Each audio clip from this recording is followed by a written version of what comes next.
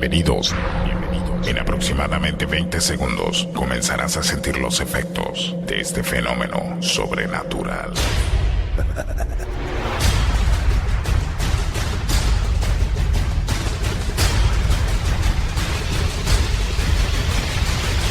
Mundo.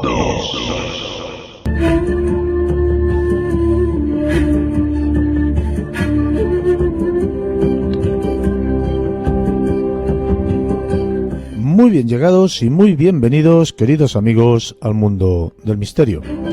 Hoy comenzaremos el camino de las manos de José Antonio Bielsa, de la masonería eclesiástica, y de Giuseppe Siri. Viajaremos al pasado hasta encontrarnos con la Segunda Guerra Mundial, desde donde Michael Martínez Blanco nos desvelará aquellos datos y aquellas curiosidades, entre comillas, que no estaban en nuestros libros de historia. Desde los aires y con su escoba voladora aterrizará en el programa nuestra bruja particular Concha Vara para hablarnos de amuletos y rituales. Y finalmente cerraremos este espacio del misterio con Cristina López Ortego y la piedra de la locura. Os habla Juan Carlos Baruca Hernández y esto es Mundo Insólito. Mundo.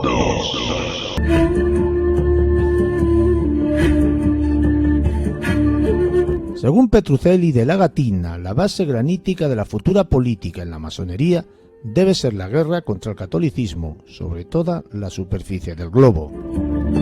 Según Humbert, soberano gran comendador masónico del rito escocés en Bélgica, tenemos un cadáver en el mundo de cuerpo presente. Según él, este cadáver es el catolicismo y según él, es el cadáver que hay que echar a la fosa, uniendo al efecto en un solo esfuerzo todas las energías para que se haga cuanto antes.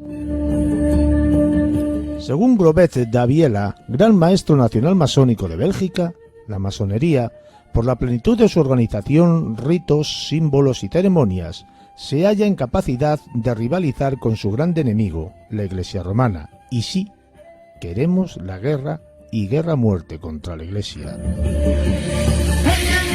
Y según Feury, del Consejo Supremo Masón de Francia, es preciso hacer trizas a la Iglesia. ¿A qué fin tolerarla por más tiempo? ¿Qué servicios ha prestado a la humanidad? Y según él, el hombre ya no debe reconocer el poder de la religión y no debe inclinarse ante la soberanía de la Iglesia. José Antonio, buenas noches, bienvenido. ¿Cómo estás hoy? Buenas noches, Juan Carlos. Muy bien. Vamos a seguir, si te parece, con esta historia que llevamos haciendo durante varios meses y no sé si en plano conspiranoico, ¿lo podríamos catalogar así? Es evidentemente entra dentro de lo que sería también el nuevo orden mundial en su dimensión teológica, así es. Y hoy vamos a hablar, por ejemplo, de la masonería eclesiástica, la tesis Siri, o lo llaman el Papa Incógnito o algo así, ¿no? También. Sí, también se lo ha llamado el Papa Oculto y Preso. Uh-huh.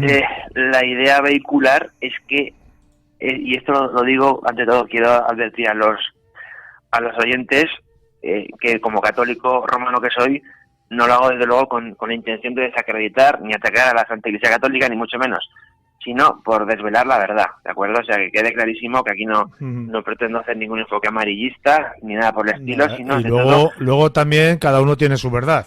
Por supuesto que sí, pero yo ahora desde la mía tengo que afirmar que este tema es extremadamente importante para mí. Yo estoy convencido de que lo vas a hacer de una forma seria, educada y respetuosa. Sí. Pero vamos a ir, yo creo que paso a paso, ¿no? Vamos a primero lo que es la masonería y luego lo que es la masonería eclesiástica. Sí. Bueno, la masonería eclesiástica es un fenómeno típicamente decimonónico que tiene lugar pues en la sombra, evidentemente, cuyo objetivo simplemente es pues usurpar las estructuras visibles de la Iglesia y introduciendo trastornos modernistas en el dogma, pues hacer una nueva Iglesia, ¿de acuerdo? Que no tenga desde luego nada que ver pues con lo que se ha considerado pues con la Iglesia católica tradicional. El tema en cuestión aquí se trataría de cómo esa masonería eclesiástica pues ha ido regulando ciertos planes de infiltración, unos con mayor fortuna que otros. No te digo más que el Papa Pío IX, o sea, el autor impulsor del Sílabus, pues era un papa procedente de la masonería. Y de hecho, bueno, sus 3 primeros años fueron bastante calamitosos en el papado.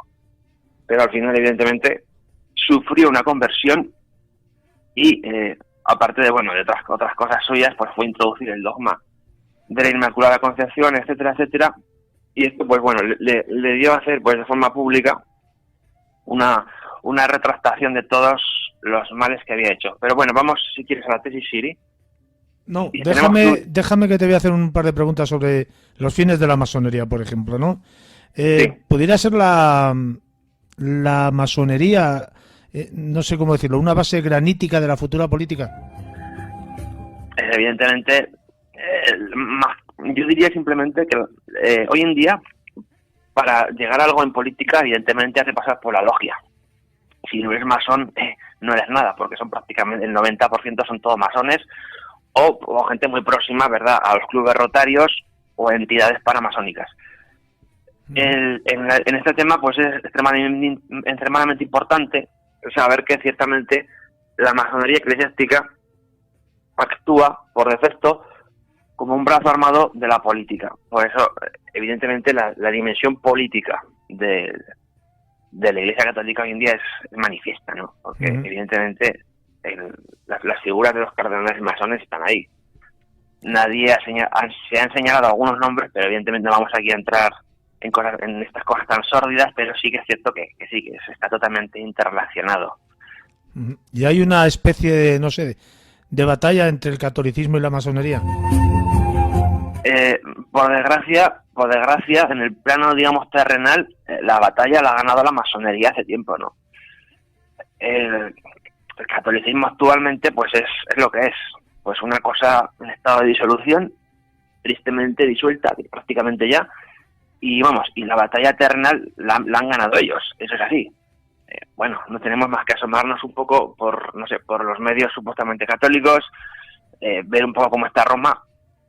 Es simplemente pues es la postración de la Iglesia Católica a los pies de la masonería, clarísimo, ¿no? ¿Quién es Giuseppe Siri?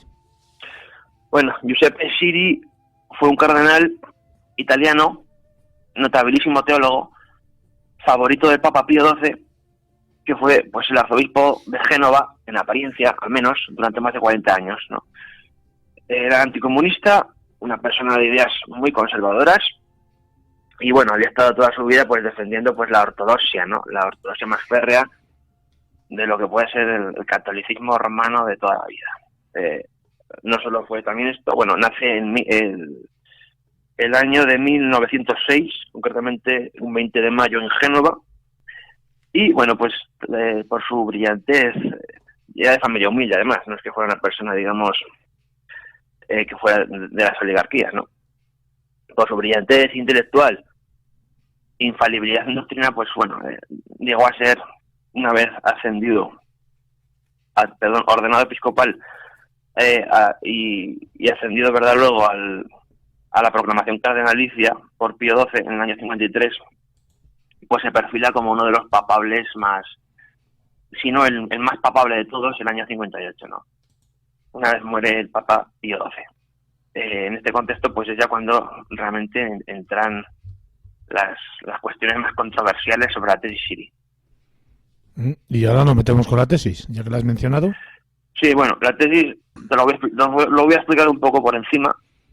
Bueno, la tesis Siri es una tesis, más que una tesis, una teoría, incluso diríamos una creencia, que viene a decirnos que realmente desde una vez muere el Papa Pío XII, una vez es realizado el cónclave del año 58, la tarde del 26 de octubre de 1958, a las 17:55 horas, es decir, por la tarde, hay una fumata blanca en la chimenea de la Capilla Sixtina y durante 5 minutos, es decir, hasta las 6, esa fumata blanca se va a prolongar. Los medios, como Radio Vaticano, llegan también a la conclusión de que un papa ha sido elegido en la tercera votación, pero, curiosamente, el papa no se asoma al balcón, ¿de acuerdo? Y el humo pasa a negro, o sea, ya hay una fumata negra. Bueno, en ese momento, y esto todo ocurre entre las sombras, porque obviamente, tanto Radio Vaticano como los fieles congregados en la Plaza de San Pedro y todo el mundo que más o menos está al tanto, pues sabe que ya ha sido electo un papa, pero ese papa no se asoma. En ese momento decimos, y esto ya ocurre en la sombra, la maquinaria internacional, el Estado Vaticano, se empiezan a poner en marcha. Y ocurren una serie de cosas. Entre tanto, ¿qué ha ocurrido durante esos 5 minutos dentro de la Capilla Sixtina? Pues todo parece indicar, y parece que ha sido así, porque hay fuentes incontestables, ahora diremos cuáles son, pues que el Papa ha sido ya elegido, ¿no? El Papa ha sido el arzobispo de Génova, Giuseppe Siri, y ha sido ha elegido el nombre de Gregorio XVII. Pero, como digo, hay una maquinaria detrás de presiones, de amenazas, de chantajes, de extorsiones, que está articulada por dos frentes. Por un lado estaría el Kremlin, es decir, la maquinaria comunista, todopoderosa entonces, y por el otro estaría la masonería infiltrada a través de la masonería eclesiástica. Ciertamente, Siri, no, evidentemente, el Papa Gregorio XVII no sale al balcón del Vaticano, no va a haber realmente una coronación manifiesta, y esto va a hacer que 2 días después el humo blanco ahora sí salga de nuevo de la chimenea de la Capilla Sixtina y surja para convertirse en Papa Angelo Roncalli como Juan XXIII. Es curioso que Juan XXIII tome el nombre de un antipapa, del antipapa Juan XXIII, que fue una figura del siglo XIV, ¿no? Entre otras cosas, pues bueno, Juan XXIII era una personalidad muy próxima a los ciclos masónicos, era Rosacruz. Cualquier católico de entonces sabía que por sus ideas progresistas y liberales pues estaba muy alejado de lo que es el catolicismo ortodoxo. Incluso el Karl Jacob Burckhardt, el sobrino de Jacob Burckhardt, que era muy amigo de él, decía que no era ni católico, que era simplemente deísta, ¿de acuerdo? Era deísta al viejo estilo de los masones, ¿no? Que creen pues en una deidad y punto. Bueno, esto fue pues realmente pues un golpe maestro, ¿no? de la masonería. ¿Y por qué? Es un hecho, recuerdo, es un hecho que hablar de esto es muy políticamente incorrecto. Estamos hablando que estamos hablando que era muy joven entonces, por aquel entonces, ¿no? Sí, era joven. A ver, Siri pues tendría, 50... si cogemos escasamente, pues sí, si nació en 1906, 52 años, ¿no? Si fue en 1958, 52 años. Sí, pero bueno, los ha habido muchísimo más jóvenes. Pensemos también que una de las excusas de toda la facción modernista con la que han intentado, digamos, tapar este asunto es diciendo que querían un papa santo, pero no un papa eterno. Es decir, que no querían que se dilatase tanto su papado. Esto vamos a ver que va a tener pues sus consecuencias, porque el colegio cardenalicio de entonces todavía era católico, no estaba tan infiltrado como está hoy en día, ¿de acuerdo? Pero lo que decíamos ante todo es que Siri, ¿verdad?, a través de testimonios y de fuentes para mí primordiales, como puede ser Malachi Martín, Paul L. Williams o su discípulo último, que fue el padre Coat, un prelado vietnamita, pues Siri tuvo que renunciar, digamos, a las presiones por recibir amenazas que podemos catalogar de 3 tipos, ¿no?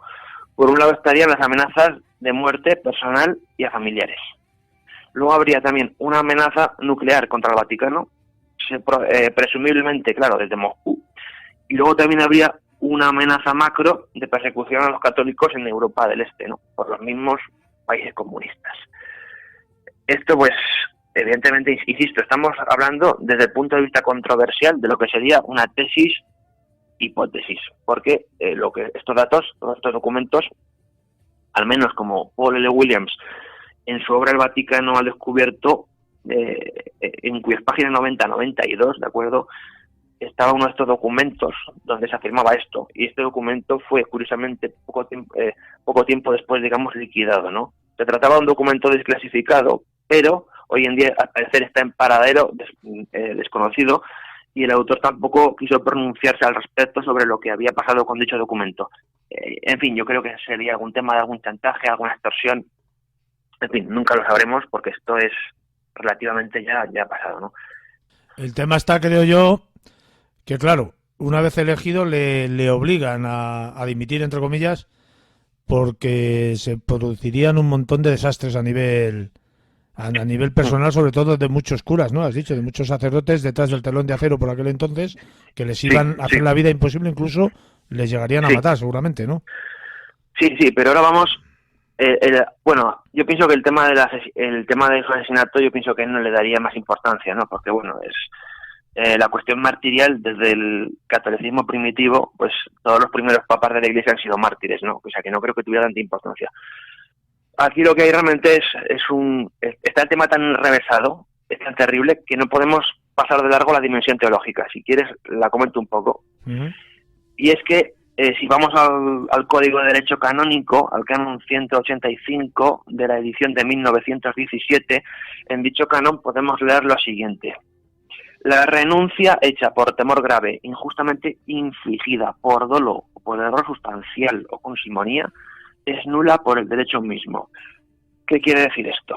Que una vez electo y aceptado Siri el papado, aunque no hubiera sido coronado, porque la coronación no es indispensable, una vez electo y aceptado, Siri no pudo dejar de ser papa, ¿de acuerdo?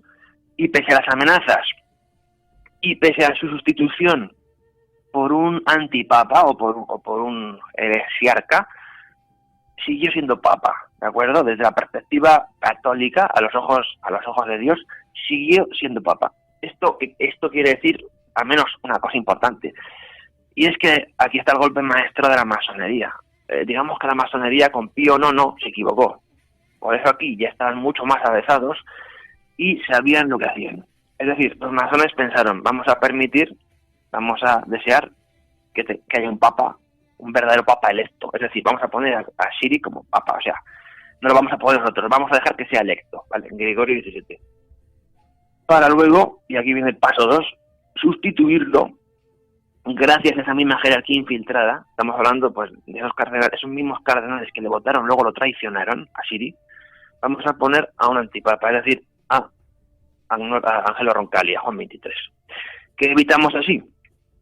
Pues que ocurra lo mismo que ocurrió con Pío IX, es decir, el papa de la masonería válidamente electo del siglo XIX, y en virtud, estamos ya ahora en el terreno puro de la teología, en virtud del terreno del influjo del Espíritu Santo, digamos, evitamos también que dicho Espíritu Santo condicione, ¿no?, y convierta al propio Roncalli, ¿de acuerdo? O sea, necesitaban un papa válido para poner al papa títere, ¿de acuerdo? Por eso cuando se habla de esto, se habla del sedeimpedismo, y es que el sedeimpedismo habla de la sede impedida. La sede impedida es una sede que tiene un papa oculto y preso, ¿de acuerdo? Bueno, me gustaría antes de nada, si te parece bien, hacer para que los oyentes se hagan una idea qué es esto del sedeimpedismo. Bueno, uh-huh. La Iglesia Católica tiene dos facciones manifiestas. Una que es la de la amplia mayoría, que es la facción del Novus Ordo, o sea, la facción modernista o neomodernista, pues donde está pues toda la gente normal que va a misa normal, ¿no? Y luego estaría la pequeña facción de los tradicionalistas, ¿de acuerdo? El tradicionalismo tiene muchísimas variantes. Están los sedevacantistas, están los conclavistas, estarían los sedeimpedistas. Entre los sedeimpedistas están los sirianistas, ¿de acuerdo? Pero bueno, vamos a hablar un poco ahora de los sedevacantistas. Los sedevacantistas son católicos tradicionales que rechazan todas las reformas emanadas del Concilio Vaticano II, ¿de acuerdo? Y que, por ejemplo, aquí tendríamos a la fraternidad de San Pío X, y que en algunos círculos, desde luego, este rechazo se extiende incluso a la validez de los mismos papas, ¿de acuerdo?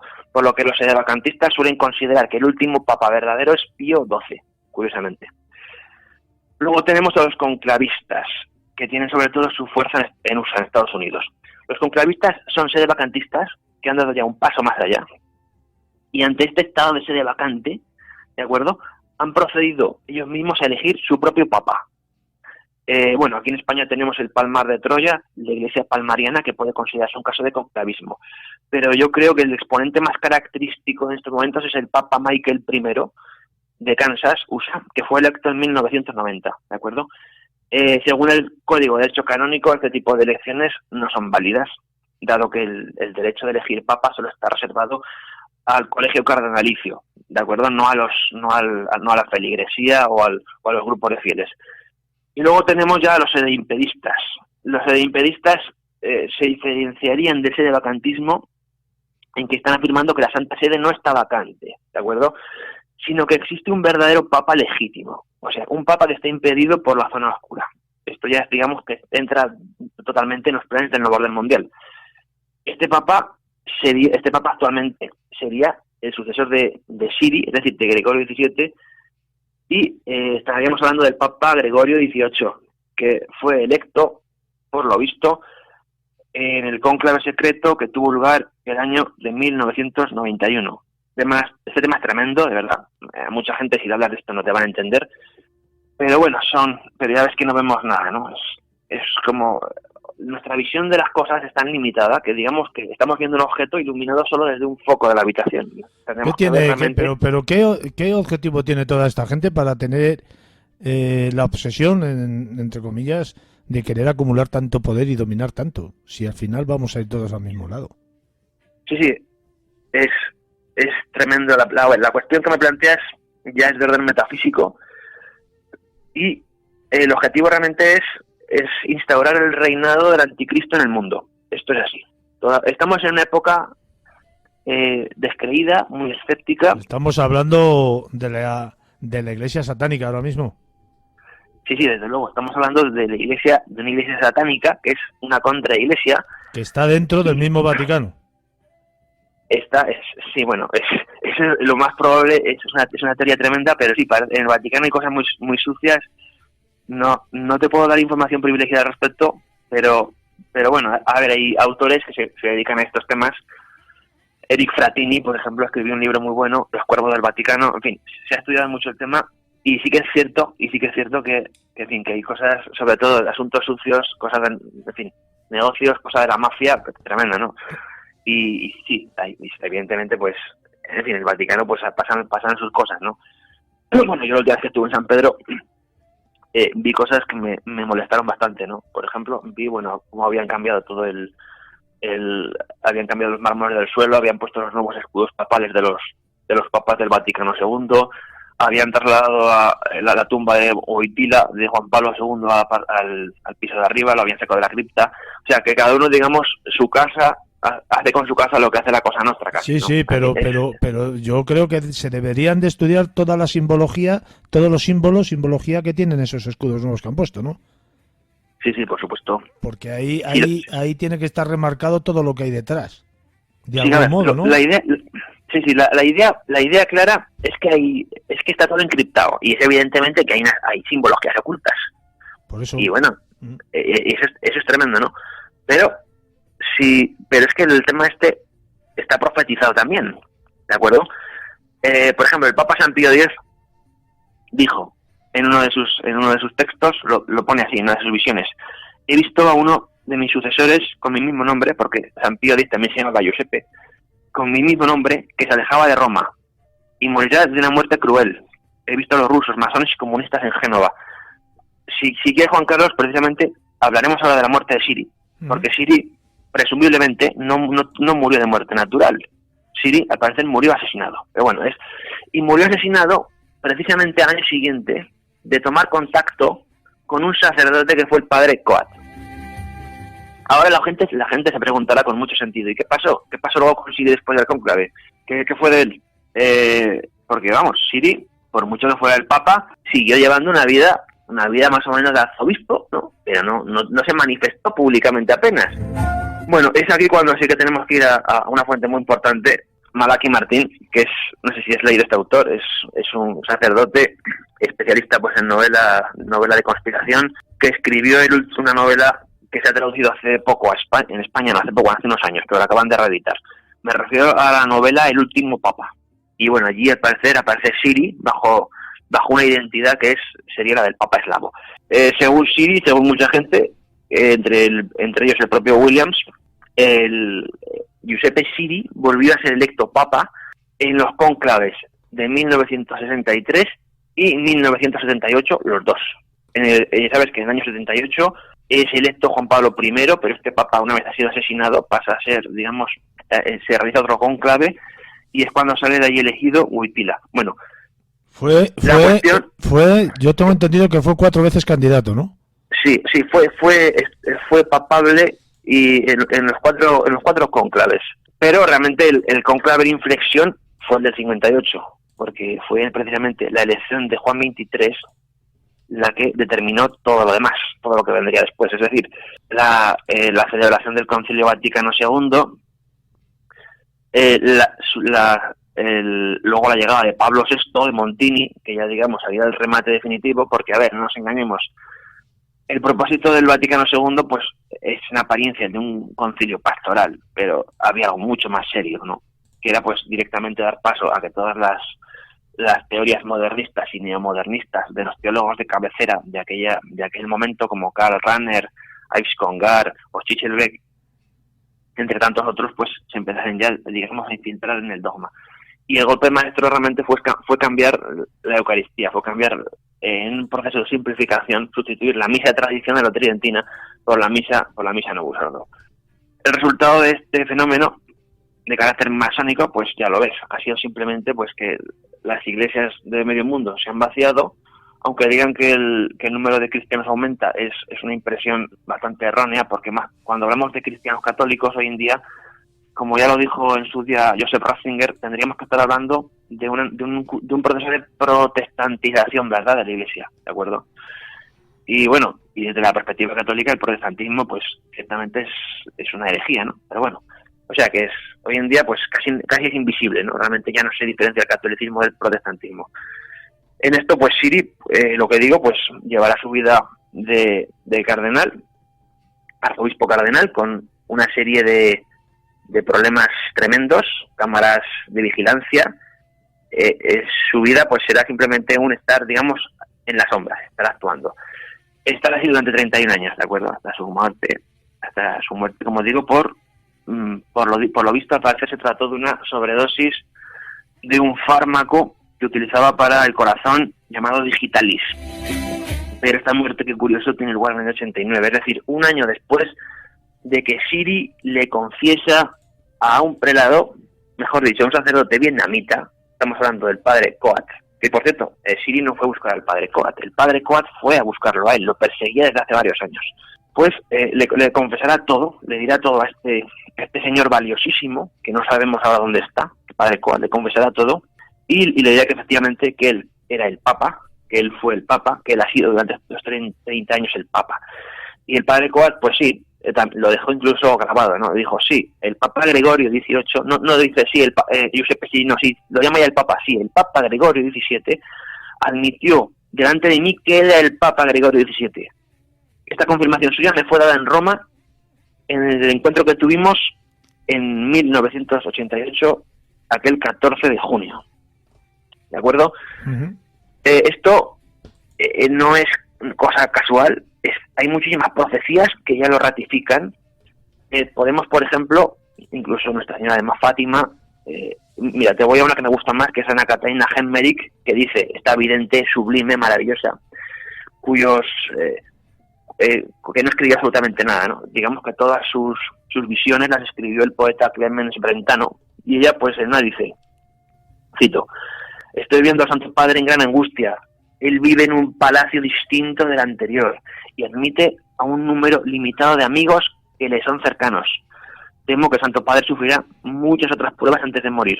Veo que la falsa iglesia de las tinieblas está haciendo progresos y veo la tremenda influencia que tiene sobre la gente.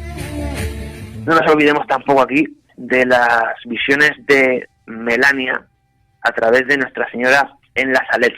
Y es cuando Melania dice... Roma, bueno, la Virgen a través de Melania le dice, Roma perderá la fe y se convertirá en la sede del anticristo. La iglesia será eclipsada. Y aquí está la palabra, eclipsada, eclipse. La iglesia será eclipsada, la iglesia no será extinta, será eclipsada. Es decir, será reducida a una mínima remanente. ¿De acuerdo? Como en los tiempos de Diocleciano, cuando estaba todo perseguido, cuando el catolicismo estaba en las catacumbas, pues aquí podríamos hablar de lo mismo, ¿no? De una iglesia eclipsada. ¿Te gustaría, José Antonio, visitar las zonas inferiores del Vaticano? He visitado las criptas. Lo que te han dejado ver, ¿no? Es un sitio, lo poco que te dejan ver. Me gustaría visitar, desde luego, la biblioteca y los archivos vaticanos.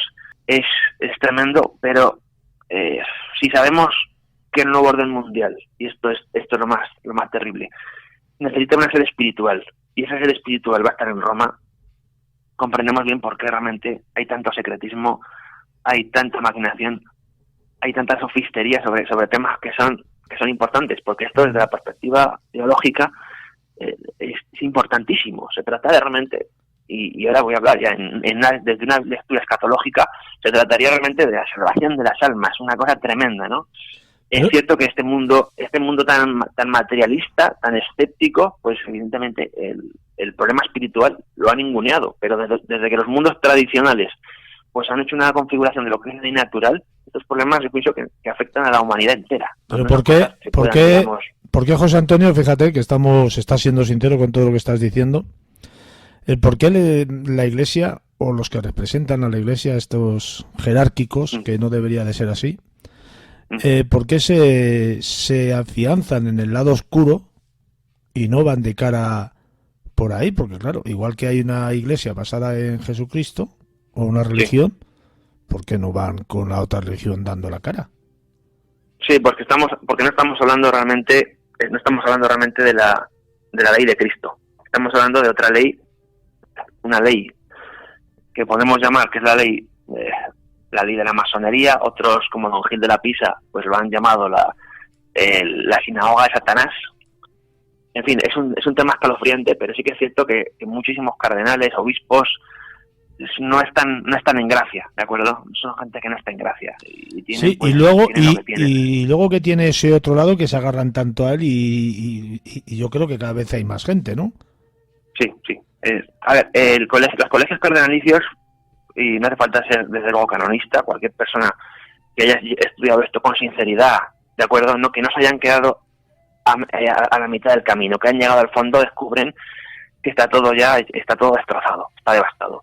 Y no hay realmente posibilidad de que esto se arregle. Al menos, desde la perspectiva humana, no se puede arreglar ya, ¿de acuerdo? Estuve hace poco hablando con un teólogo bastante avezado en estos temas, y yo cuando lo escuchaba, porque tampoco es que sea yo, digamos, ya me entiendes, soy bastante escéptico por sistema y no me suelo creer todo, ¿no? Pero me comentaba que estamos en el fin de los tiempos. Me lo decía con una convicción absoluta. Y bueno, y me empezó luego a hablar de los signos de los tiempos, y dije, pues, bueno, lo que tú digas, porque la verdad, eso es un tema preocupante, ¿no? Pero sí, hay signos manifiestos de que la cosa está más avanzada de lo que la gente cree. La cosa es muy avanzada. Ahora, bueno, hemos podido asistir a este espectáculo de la Pachamama, que te voy a decir, a mí personalmente me resulta grotesco, porque es un papa, ¿verdad? O un pseudo papa, un antipapa, no sé lo que es, Bergoglio, esté promoviendo un culto idolátrico, ¿verdad? Que es el culto el culto del cocalero Evo Morales, el culto de la Pachamama, pues la verdad que si la gente realmente no advierte que hay algo raro, pues es que ya estamos ya perdidísimos, y realmente estamos perdidos. Yo creo que preferimos vivir en la ignorancia, en la comodidad de la ignorancia, que en el peligro de la sapiencia, ¿no? Sin lugar a dudas. A ver, una persona hoy en día que vivimos en la era de los libros tiene que estar informada. Y desde luego que es muy importante estudiar historia de las religiones, conocer todas las diversas manifestaciones de la vida espiritual en los diversos pueblos, pero si tenemos nosotros los occidentales algo de lo que podemos decir que tenemos muchísimo más que responder que otros pueblos, es precisamente de lo que ha supuesto Europa y Occidente desde la configuración del Imperio Romano, ¿no? Y es evidentemente son esas raíces cristianas que si se consigue lo que se va a conseguir, que es simplemente disolverlas, pues vamos a enfrentarnos a una serie de problemas tremendos. La tesis Siri aquí realmente yo pienso que solo es una forma de explicar todo lo que está pasando. Y si quitas, mejor dicho, y si pones en la piedra que falta del arco, o sea, en la piedra clave, si pones esta entelequia, que vamos a llamarlo entelequia, porque no quiero darlo por hecho totalmente confirmado, pero sí que hay muchos indicios de que pueda ser todo esto cierto, descubrimos con una claridad luminosa que realmente nos va a quemar los ojos muchísimas más cosas, ¿de acuerdo? Por eso este tema que agradezco que Mundo Insólito Radio, de verdad, tenga la valentía de emitir, porque es un tema de gran interés, pues debería ser estudiado, y los estudiosos y la gente que prepara libros de historia eclesiástica no lo trata nadie, no tenemos realmente ningún material. Todas las biografías autorizadas de Giuseppe Siri, pues ninguna habla de esto, ¿de acuerdo? Es cierto que hay una página web que animo a los oyentes a que la visiten, que es The Pope in Red, www.thepopeinred.com, donde van a encontrar una magnífica cantidad de archivos y artículos sobre esto. Todo ello en inglés, pero es muy interesante. Pues José Antonio, te agradezco muy mucho que nos traigas estas inquietudes de esta otra parte de nuestra existencia que muchos desconocemos. Y bueno, inquietudes porque en suma nos da a entender que somos una pequeña nimiedad dentro de esta pequeña nimiedad que es nuestro planeta Tierra en relación con el universo. Más adelante, en un sucesivo programa, si nos dejan, seguiremos hablando de este tipo de conspiraciones, que yo no creo que sean tales conspiraciones de gente conspiranoica. Yo creo que son realidades que existen, que están ocultas y que tú haces muy bien, o por lo menos yo lo pienso así, en intentar desvelarlas y aclararnos a todos un poquito más esta realidad que he dicho antes, que vivimos y que desconocemos. Un fuerte abrazo. Muchas gracias, Juan Carlos. Un abrazo.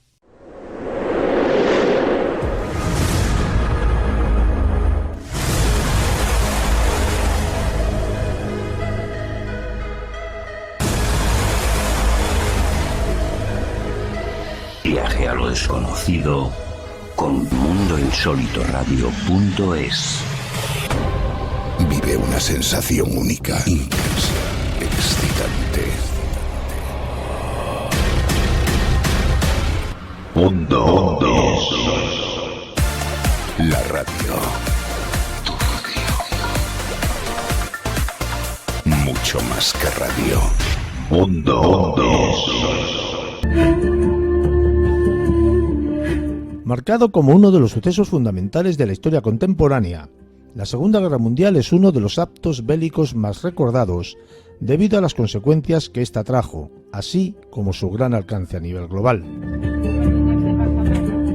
La gran disputa bélica, que en un principio se llevó entre los países que integraban las potencias del eje y los aliados, fue creciendo poco a poco, atrapando a otros países al conflicto, hasta que se convirtió en una guerra total, tal y como lo fue la Primera Guerra Mundial. Entre 1939 y 1945 el mundo estuvo en medio de una gran guerra que casi no dejó territorio sin cubrir.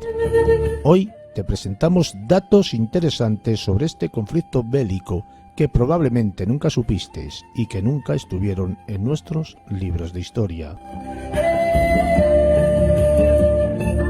Michael, buenas noches, bienvenido, ¿cómo estás? Pues estamos fenomenal como siempre. Vamos, si te parece, a seguir hablando de los misterios de la Segunda Guerra Mundial y vamos a retomar, un tema que habíamos hablado hace ya algunas semanas. Vamos a seguir hablando de esos datos y de esas curiosidades que no se cuentan en los libros de historia, pero que están ahí y que han existido, ¿verdad, Michael? Pues sí, Juan Carlos, porque son datos muy curiosos que seguramente nuestros oyentes, igual como nosotros, ¿no?, que nos quedaremos un poco sorprendidos porque hay muchísimos datos que dieron esta contienda y la verdad es que hay que hacer varios programas, incluso 3 programas, para intentar decir, ¿no?, esas curiosidades y esos datos, ¿no? Pues cuando quieras, Michael, nos sorprendes. Pues mira, vamos a empezar por la primera que tengo. En el año 1940, estamos hablando ya un año después de empezar la Segunda Guerra Mundial, un industrial norteamericano, el cual se llamaba Samuel H. Cruz, ofreció $1 millón a quien fuera capaz de capturar a Hitler, siendo hasta hoy la recompensa más alta ofrecida por una persona, por un criminal. Imagínate, si Hitler hubiera escapado, pues imagínate que quien lo hubiese capturado, ganando $1 millón, ¿no? Yo estoy seguro que le estuvieron buscando más de uno, ¿eh? Bueno, y sobre todo la CIA, el FBI, incluso hay documentos donde hay fotografías y se gastó muchísimo dinero en intentar encontrar a Hitler, y sobre todo en esa parte de la Patagonia, en esa parte de América de América del Sur, ¿no? Y sobre todo cuando apareció esos 2 submarinos meses después de terminar la Segunda Guerra Mundial. Mira, el 16 de septiembre de 1941 se dio la mayor captura de prisioneros en una sola jornada, en un solo día. En las proximidades de Kiev, el ejército alemán hizo un total de 660.000 prisioneros soviéticos en un solo día. El problema en este caso, Juan Carlos, es que el ejército la Unión Soviética le sobraba lo que es personal, gente, no soldados. Lo que no le sobraba era munición, ni le sobraba lo que es artillería, ni lo que son armas, ¿no? Así que muchos de estos prisioneros iban con una escopeta, o en este caso con un rifle, y al lado iba tres compañeros pues sin nada, sin armas ninguna, ¿no? Bueno, la cuestión era hacer bulto en este caso, y si el soviético que cayera y tuviera un rifle, pues el compañero que estaba al lado lo recogía, ¿no? Había más cantidad de personas, de hombres, de soldados, que munición, incluso armas. Esto es una cosa que es bastante extraña, ¿no? Pero se dio en esa Segunda Guerra Mundial. Así que, claro, los alemanes cuando estaban en Kiev, bueno, pues entraron, pues la verdad que muy, muy dotados, muy preparados, aunque ya a partir de ahí, desde lo que es Stalingrado, Leningrado, que recordad que estuvieron a 20 kilómetros de Moscú. Pero ya las balas, la munición, no, la gasolina el alimento se fue escaseando hasta que ya, bueno, se tuvieron que rendir los alemanes, ¿no? Pero 660.000 prisioneros en un solo día, hasta hoy en día es una barbaridad. Aquí también, por ejemplo, durante el sitio de Leningrado, que se prolongaría a lo largo de 2 años, 4 meses y 19 días, morirían más rusos entre lo que son civiles y militares que soldados británicos y norteamericanos a lo largo de toda la Segunda Guerra Mundial. Mundo. Qué barbaridad. O sea, que imaginaros, ¿no? Hay muchísimos datos y yo, bueno, cojo lo que nosotros pues nos llevamos la mano a la cabeza, ¿no?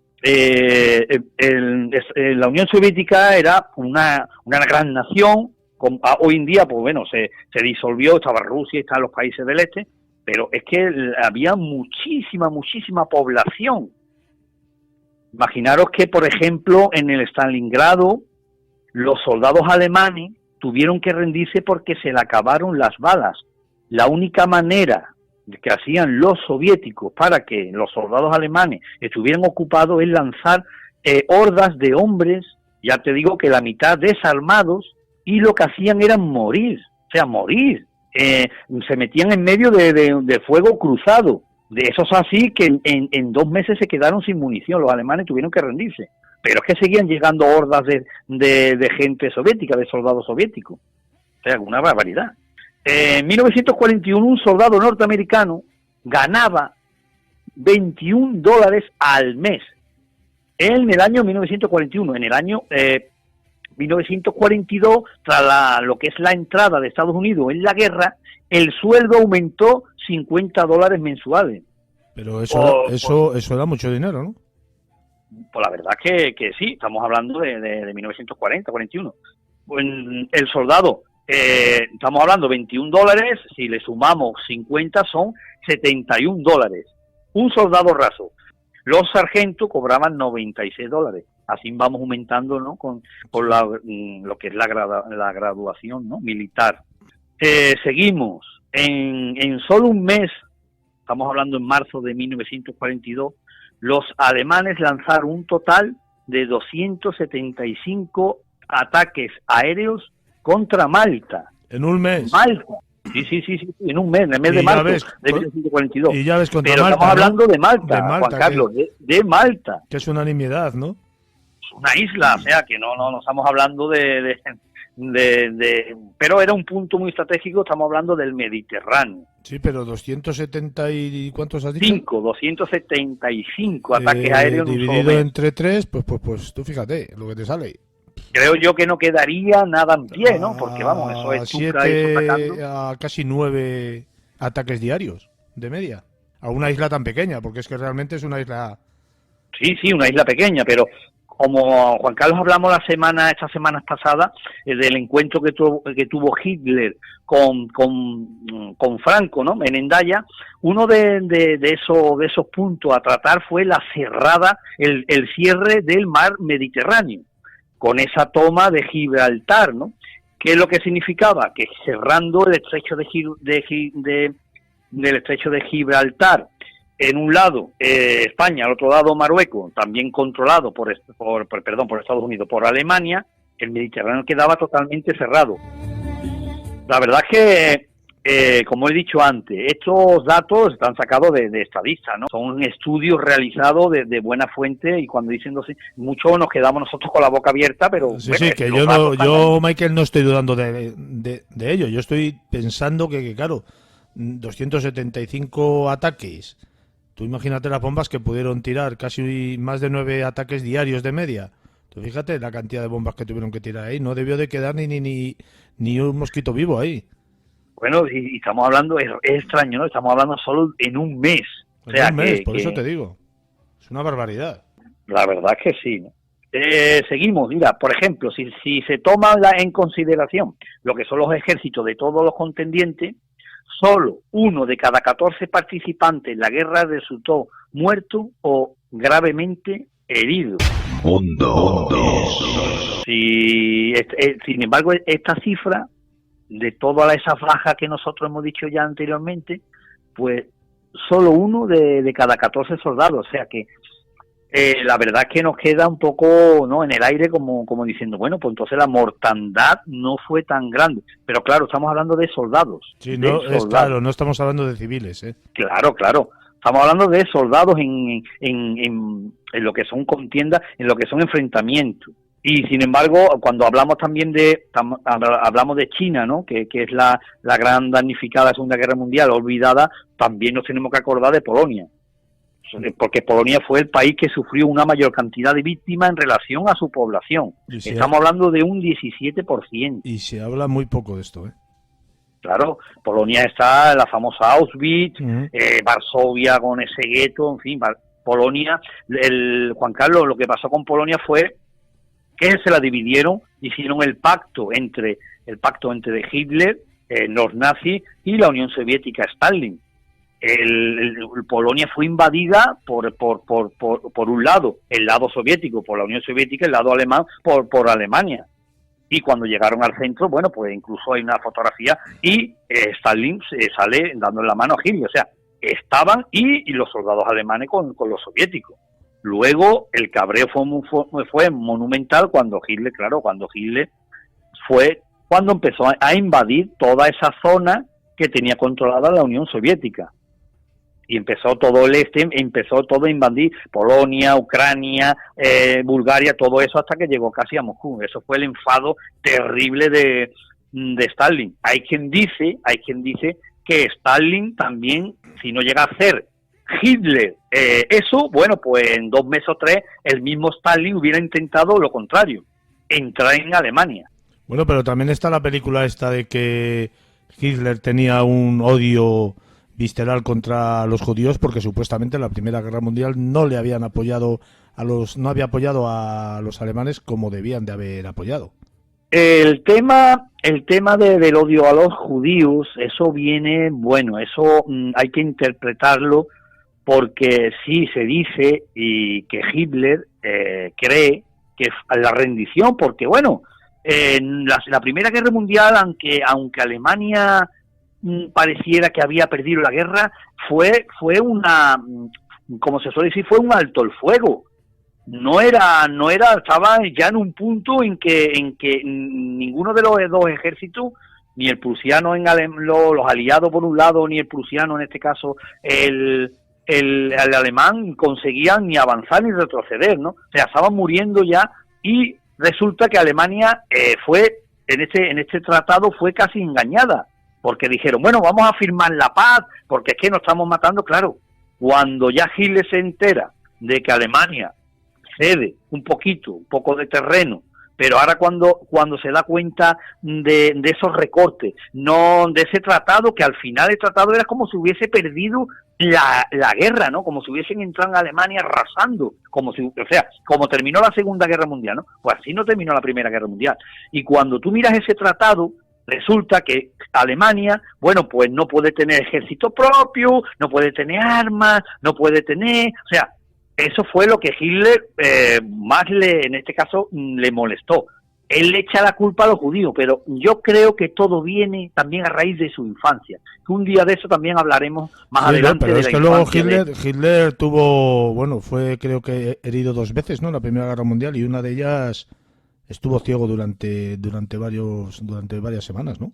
Sí, bueno, y ahí fue cuando se enteró de que Alemania, bueno, de que ya había terminado la guerra. Eso fue un lanzamiento ahí se estaba probando ya lo que es lo que le llaman el gas mostaza, ¿no? Un gas, ¿no? Y después pues parecía en el Vietnam el napalm, y esta guerra, vamos a decirlo sin química, que bueno, y una de esas bombas, de estos artefactos, pues hizo explosión, y eso te provoca, imagínate, eso te entra por la garganta y te arrasa, te quema, te fulmina los pulmones, las vías, todo.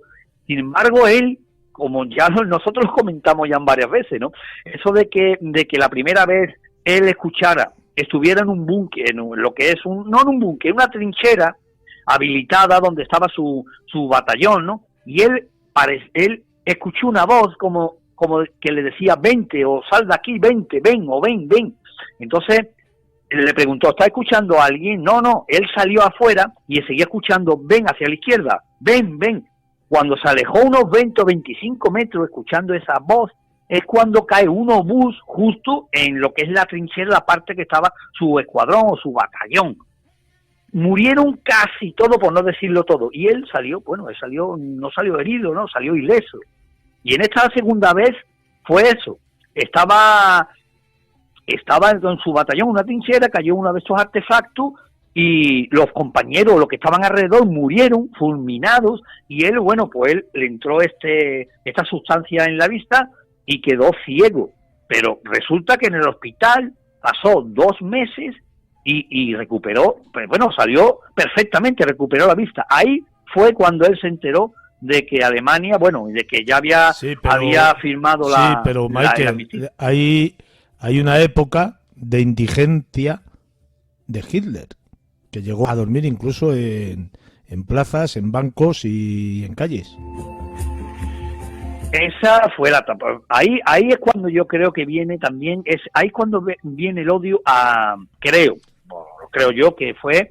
Pues ahí, claro, ¿qué te parece si un día, porque nos estamos desviando del tema que hemos traído hoy, ¿qué te parece si un día podemos hablar, ¿no?, de esa parte de la indigencia de Hitler y cómo desde ahí coge ese odio visceral a los judíos y se alza en el poder? Porque claro, pasa de dormir en bancos por la calle a ser el líder nazi, el que hizo la Segunda Guerra Mundial, básicamente, que encima fue electo.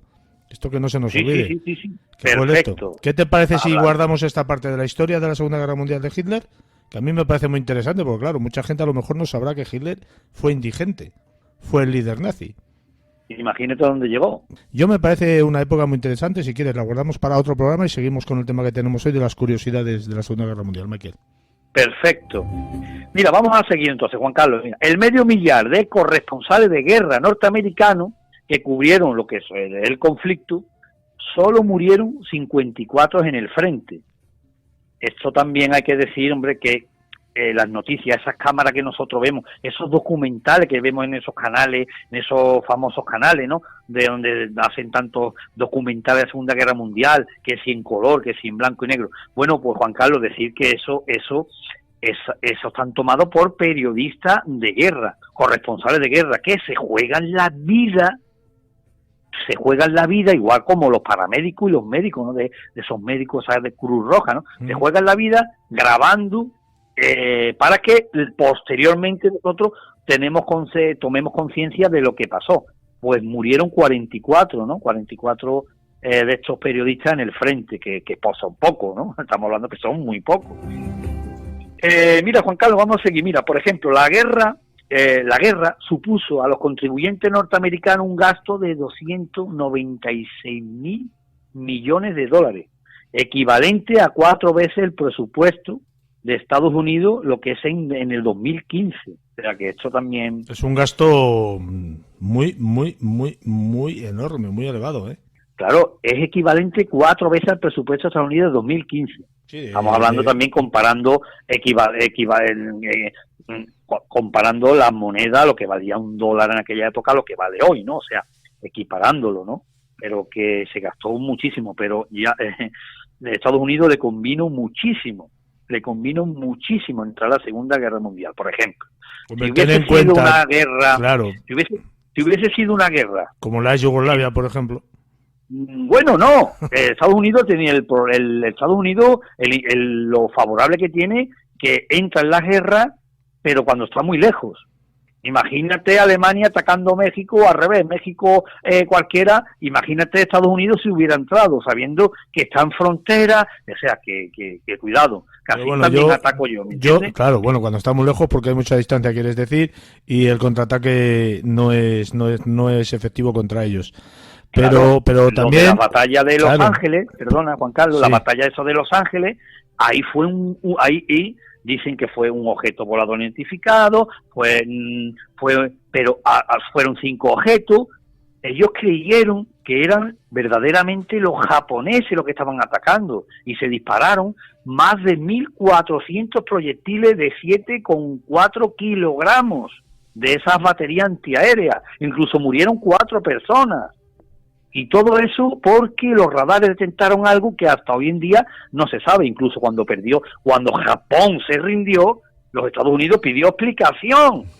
Que por qué fue, y sin embargo los japoneses hasta hoy en día dicen que no. Lo han negado todo ellos siempre. No fueron. O sea, imagínate Los Ángeles atacada por un ejército en condiciones, ¿no? O sea, para que vea que no es lo mismo combatir en Europa, en el Atlántico, o combatir en el Pacífico, al lado de Japón, en lo que es Filipinas, que en tu propio país. Batalla de Los Ángeles, que ya hablamos en Mundo Insólito Red en su momento, que si lo ponen así en el iVoox o en el Google, seguramente que aparecerá Michael explicando todos los entresijos y avatares de aquella batalla. Seguimos, Michael. Sí, es muy interesante. Seguimos. Es muy interesante. ¿Tienes más cosas? Sí. Mira, por cada avión derribado en combate, otro avión se perdió debido a un accidente. No sé exactamente, no tenemos la estadística de cuántos aviones fueron derribados, no tengo ese dato, pero lo que sí se sabe es que por cada avión derribado en combate, otro pues se estrelló a consecuencia de un fallo de motor, un fallo de piloto, o sea, de accidente. Que también esos aparatos no son como ahora, que hay piloto automático, hay un montón de cosas, un montón de adelantos, que esos adelantos son muchos gracias a la Segunda Guerra Mundial, pero allí solo era la pericia del piloto, o sea que ahí esos aparatos pues eran rudimentarios comparado con lo de hoy. Y esta es la tengo yo aquí, no sé si ya será la última, pero es para mí lo que hemos dicho antes del sistema de combatir de los soviéticos. Esta para mí es una de las noticias, en este caso, una de las estadísticas que más me hielan la sangre. Es la esperanza de vida de los soldados soviéticos que combatían en la batalla de lo que es Stalingrado, era apenas de 24 horas.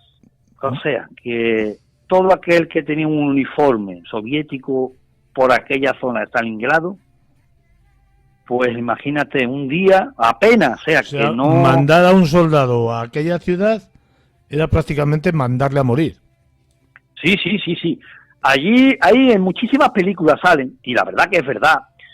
Ahí fue cuando los soldados en la Wehrmacht, los soldados, y la división, esa división azul, ¿no?, que muchos eran españoles, pues se quedaron literalmente sin munición, porque venían hordas y hordas de chavales muy jóvenes, sin armas, a lo mejor iban 3 corriendo, 4, uno tenía un fusil y el otro pues iba andando. O sea, las órdenes que hacía era que si tú no tenías nada, bueno, pues si tú encontrabas en el suelo un fusil, sea del que sea, bueno, pues seguir corriendo. Es más, si te arrepentías, en este caso, y tenías miedo, claro, miedo, cualquiera, ¿no?, de esas balas alemanas, intentaba resguardarte en tu trinchera. Los mismos comandantes, esos mismos coroneles, los mismos oficiales soviéticos acababan con sus propios soldados, disparaban a sus propios soldados, todo aquel que volvía porque tenía temor o por lo que fuera. Ahí Que fueron... no les quedaba más remedio que ir hacia adelante, porque si volvían para atrás les mataban igual. Sí, les mataban igual, ¿no? Y fue, imaginaros los montones, llegaba un momento que esos soldados soviéticos, la mitad estaban incluso a mitad de vestir, no tenían ni uniforme, un casco, lo que sea, no podían llegar a donde estaban los alemanes porque tenían que trepar sobre cuerpos y cuerpos y cuerpos de sus compañeros muertos, ¿no? Fallecidos allí en batalla, imagínate, pero bueno, estas son cosas que la verdad que a toda costa, Stalin ordenó a toda costa que no podía avanzar más el ejército alemán. Ya he dicho que estaban a 20 kilómetros, apenas 22 kilómetros de Moscú. Luego la lluvia, el fango, o sea, que la Wehrmacht, que este cuerpo de élite de los soldados nazis, bueno, pues estaban combatiendo, no estaban preparados. Los soviéticos también hicieron un buen carro de combate que era el R-34, que hizo mucho daño porque era más barato, más fácil de hacer en cadena, de construir en cadena, que los Panzer, y en este caso los Tiger. Los Tiger tenían una armadura de 88, tenía un cañón de 88 milímetros, y hacía mucho daño, pero gastaba muchísimo combustible, era muy pesado y valía mucho dinero y costaba más construirlo. Sin embargo, los soviéticos hicieron millones, por decirte, miles de R-34 que eran peores tanques que estos King Tiger, pero al haber más, bueno, y a durar más, consumir menos combustible, pues en la hora de la batalla, pues se hacía más fácil el poder, bueno, tener más carros de combate. Michael, se nos acaba el tiempo. ¿Tienes algún dato curioso más por ahí? Bueno, voy a hablar de los mandatarios, ¿no? De cómo se lo pasaba, ¿no? Pues, en la conferencia de Casablanca, esta conferencia fue celebrada del 14 al 24 de enero de 1943. En ella, por supuesto, estaban Roosevelt, Churchill y de Gaulle. Allí, en esa conferencia, se consumió una caja de botella de coñac, 3 cajas de botella de ginebra y otras 3 de whisky. Cuando hablamos de conferencias, no estamos hablando de conferencias donde van muchísimas personas, sí, pero que estamos hablando que todas estas bebidas fueron consumidas por estos tres señores, más un par de ellos más, o sea que... Es que terminaron bailando, vamos. Sí, la verdad que sí, botellas de una caja de coñac, 3 cajas de ginebra y 3 de whisky. Madre mía. Y desde esa tesitura y con esa cantidad ingente de esta sustancia en el cuerpo, pues decidían quién muere y quién no muere en este mundo. Mundo. Michael, ha sido un enorme placer como siempre, ya sabes, la semana que viene o otro día, si tienes a bien, pues si hay más curiosidades de estas, pues podemos seguir haciendo una tercera parte de ello. ¿Te parece que hablemos de esto? Pues perfecto, muy bien, muy bien. Un fuerte abrazo. Igualmente, un fuerte abrazo. Mundo.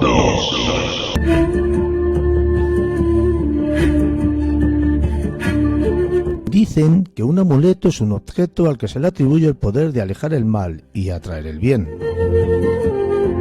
Dicen que los amuletos son objetos pequeños como pulseras, anillos y medallas, entre otros, y que se pueden llevar siempre consigo mismo. Dicen que un ritual es una especie de acciones realizadas principalmente por su valor simbólico, y dicen que son acciones que están basadas en alguna creencia, ya sea una religión, una superstición o una ideología. Y dicen que existen multitud de ritos y que no todos esos ritos son para atraer o enviar el bien. Mundo.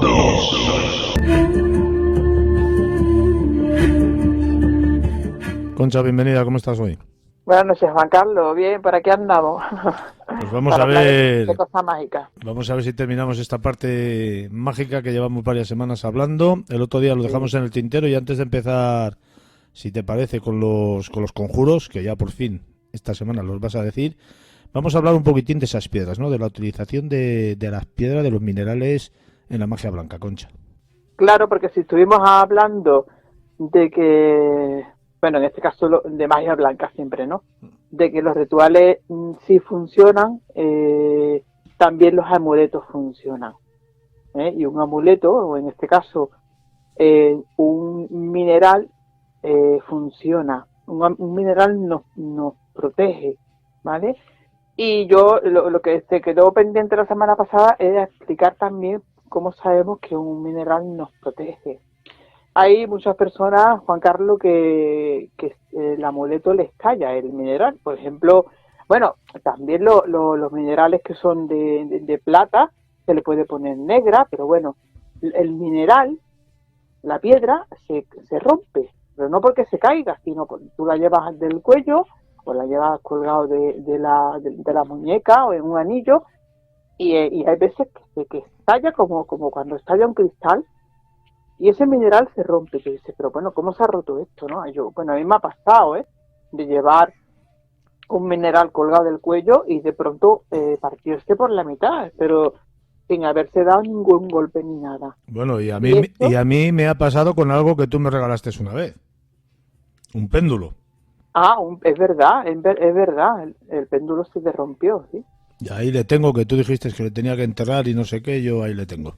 Claro que no lo podía, pues no debe utilizarlo, ¿eh? No, si no lo he usado nunca. Ahora pero tampoco guardarlo. Ahora voy a explicar, mira,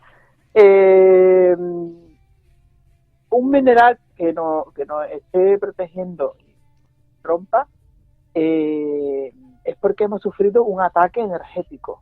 ¿Sabes, Juan Carlos? Uh-huh. Si nos rompe un mineral, pues, como he comentado, ha estallado, se ha partido en dos, se ha astillado, sobre todo cuando lo llevamos encima, ¿no? Porque si lo tenemos en un cajón metido y se rompe, pues no sabemos si es porque se ha dado un golpe, pero bueno, es cuando lo llevamos encima, ¿no? Y lo que ha ocurrido aquí es que nos ha defendido, por tanto nos ha protegido. Si esto ocurre, por un lado, pues tenemos que estar alerta acerca de quién desea hacernos daño y poner remedio. Y por otro lado, tenemos que dejar el mineral o el amuleto que sea roto, porque ya ha cumplido su propósito. Y ahora lo que tenemos que hacer nosotros es devolverle el favor, es hacer algo por él. ¿Y cómo vamos a devolverle el favor? Pues devolviéndoselo valga la redundancia, a la naturaleza. Estaría muy feo que un mineral que en sus días nos ha traído suerte, que nos ha regalado su energía, nos ha protegido, que lo tiremos a la basura, ¿no? O que lo dejemos olvidado en un cajón. No lo debemos guardar, Juan Carlos, porque es como tenerlo prisionero. Lo que vamos a hacer, vamos a buscar un jardín que esté florido, una maceta florida, un árbol frondoso, y lo vamos a enterrar ahí con la naturaleza, ¿no? Que es la que al fin y al cabo la engendró, la piedra. También la podemos lanzar a un arroyo, a un río, al mar, y luego pues vamos a conseguir otro nuevo. Además, si ponemos un mineral dentro de una maceta, ¿sabes lo que va a hacer? Que la maceta va a cobrar vida. Mundo. Le va a dar fuerza a nuestras flores. Da igual el mineral que sea. Da igual el mineral que sea, Juan Carlos. Y en el caso de, ya que estamos con el tema de los amuletos que nos protegen, en el caso de que una medalla que llevemos como amuleto de pronto se ponga negra, si se rompe hay que hacer lo mismo, hay que desecharla, ¿vale? Si se pone negra la podemos limpiar, debemos limpiarla y cuando la limpiemos tenemos que volverla a cargar energéticamente hablando. Claro, hay que cargar los minerales igual que, los amuletos hay que cargarlos igual que los minerales. Hay que lavarlos con agua o con agua y sal, luego ponerlos a la luna, al sol, consagrarlos, hacerle una ceremonia de consagración con los 4 elementos, y así es como tenemos que cargar los amuletos y los minerales para que nos protejan a nosotros, y no dejar que nadie nos lo toque, ni siquiera las personas más cercanas, Que hay personas que me dicen, es que a mí me lo ha tocado mi hija, es que me lo ha tocado mi hermana, es que no debemos hacer eso. Porque cada persona tiene su energía. Mira, yo llevo un mineral y el mineral está protegiéndome a mí, está atrapando todas las energías negativas que salen de mí y está atrapando todas las energías negativas que los demás pueden lanzar hacia mí. Si mi hija toca ese mineral, ella se va a llevar toda esa energía negativa.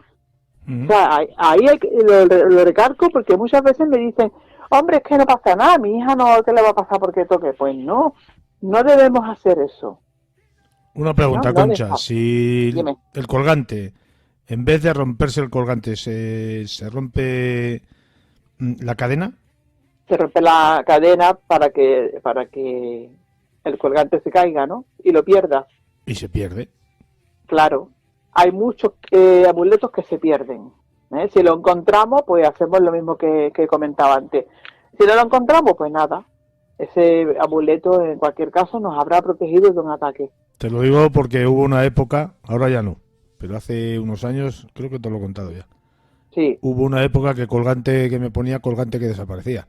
Pero, Además, creo que era una cruz celta o era una cruz... bueno, tuve varias. Tuve una de Caravaca de oro que esa se perdió. Sí.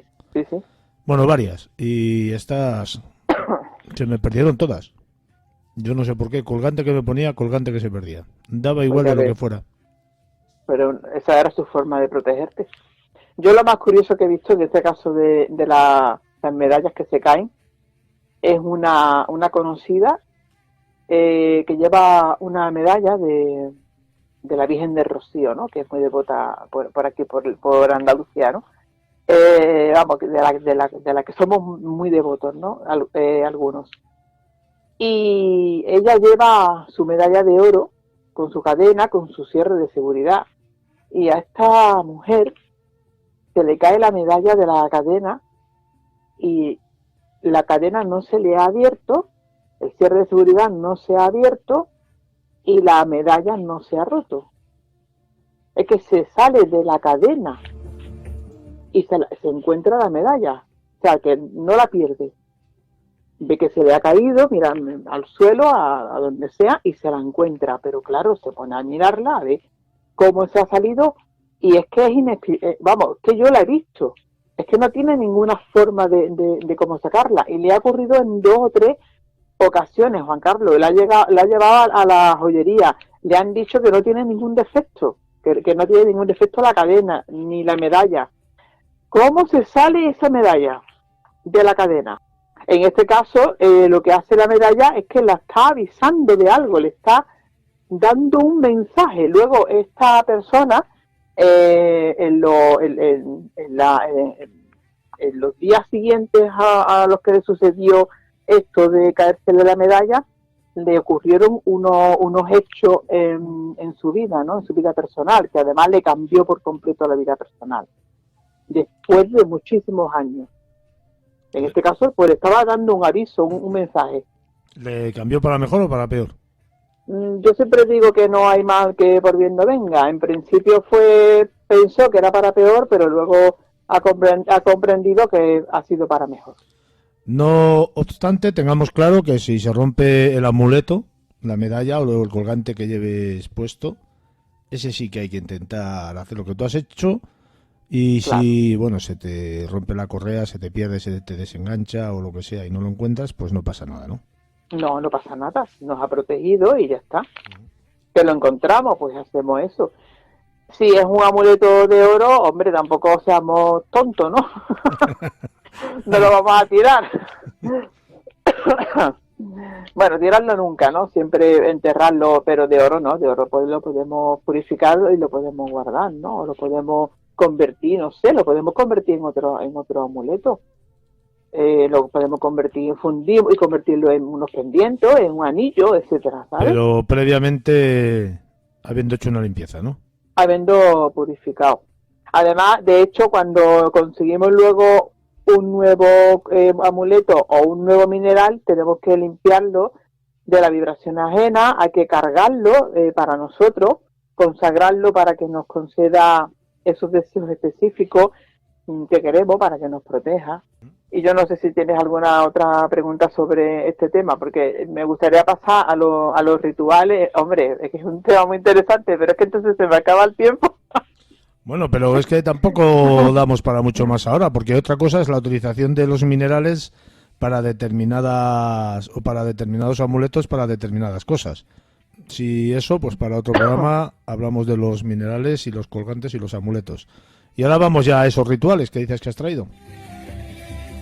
Bueno, unos rituales muy sencillitos que se pueden hacer en casa con cosas que tenemos en la cocina y que funcionan.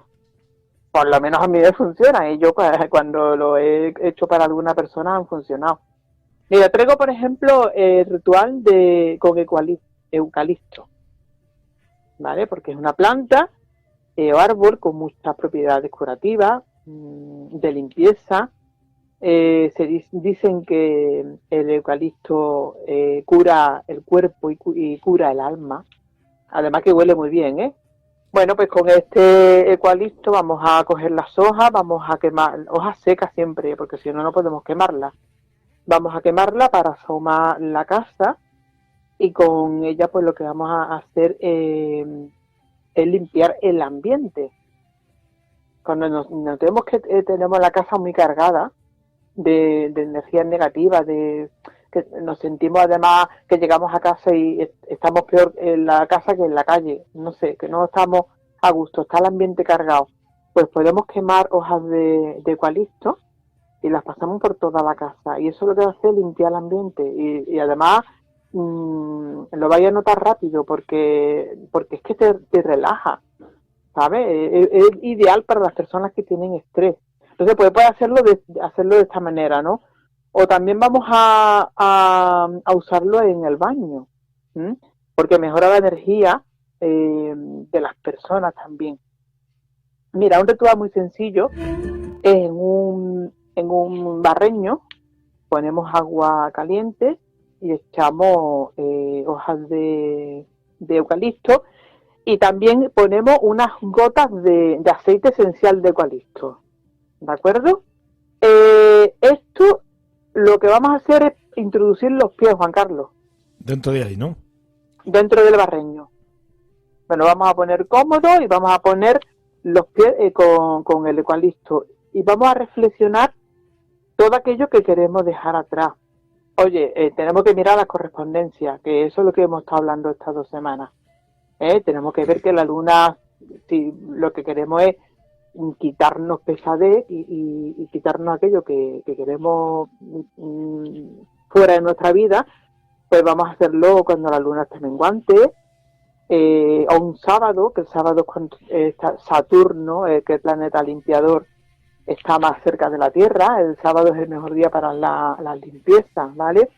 Y después de reflexionar sobre los acontecimientos que queremos dejar en el pasado, vamos a pensar y a visualizar todas esas situaciones que queremos mantener.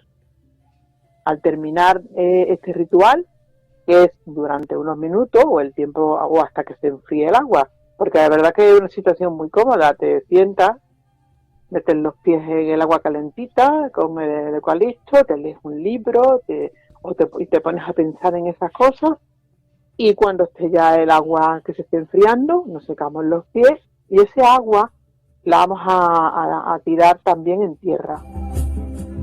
Siempre te das cuenta que vamos a devolverle a la naturaleza lo que nos da. Una cosa, ¿vale? Concha, creo importante que se nos ha olvidado decir ahora es que no nos olvidemos de la preparación que tenemos que tener nosotros mismos y el ambiente, que ya lo hemos explicado hace 2 programas.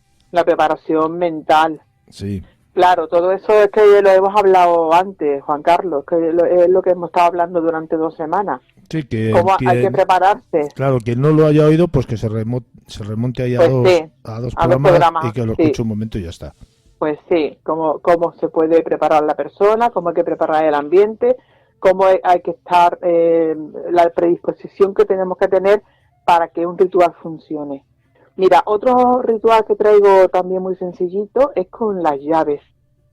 porque la llave se considera un amuleto muy potente.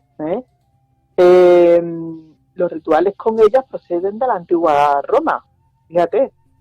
Y a la llave se la relaciona con la sabiduría, con la madurez. La llave abre las puertas, por tanto abre los caminos.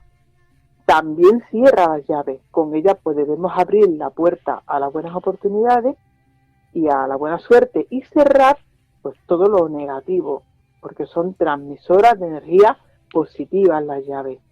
En la antigüedad las personas sostenían una llave en su mano derecha o en su mano dominante. Bueno, vamos a dejarlo en la mano derecha, porque tú sabes que antiguamente las personas zurdas no eran dignas de nada, lo sabes, ¿no? Sí. Eran personas, bueno, de hecho... No hace tanto tiempo que en los colegios les obligaban a escribir con la mano derecha y en determinados lugares les ataban la mano izquierda a la espalda para que no pudieran escribir, incluso desde casa. Sí. La semana que viene, creo que, bueno, lo puedo decir, ¿no? Sí, si quieres. Creo que de este tema. Voy a hablar de las personas zurdas, de la maldición que hay sobre las personas zurdas, ¿no? O la que había en la antigüedad. Es un tema que me resulta también muy, muy llamativo, muy interesante y lo mal que lo pasaron todas estas personas, ¿eh? Entonces, por esto vamos a hablar la semana que viene, si te parece, ¿no? Pues ahora seguimos con los Y rituales. pues estaba comentando que hay que tomar hoy en día sí podemos hacerlo ya, tomar las llaves en la mano dominante, la persona que es zurda con la mano izquierda, por supuesto, y la hacemos durante 5 minutos, ¿vale? Esto es cuando estamos atravesando un momento de tensión y de crisis, ¿no? Tú sabes que las llaves tienen la creencia de que mejora la artritis y la ciática. Hombre, dependiendo de qué llaves, yo recuerdo que las llaves antiguas, por ejemplo... Bueno, la llave de metal, claro. La llave de metal, evidentemente. La de hierro, la antigua, está para los dolores de muelas y no sé qué otras dolencias. Claro. La ponías debajo de la almohada y se te quitaba, era impresionante. Sí.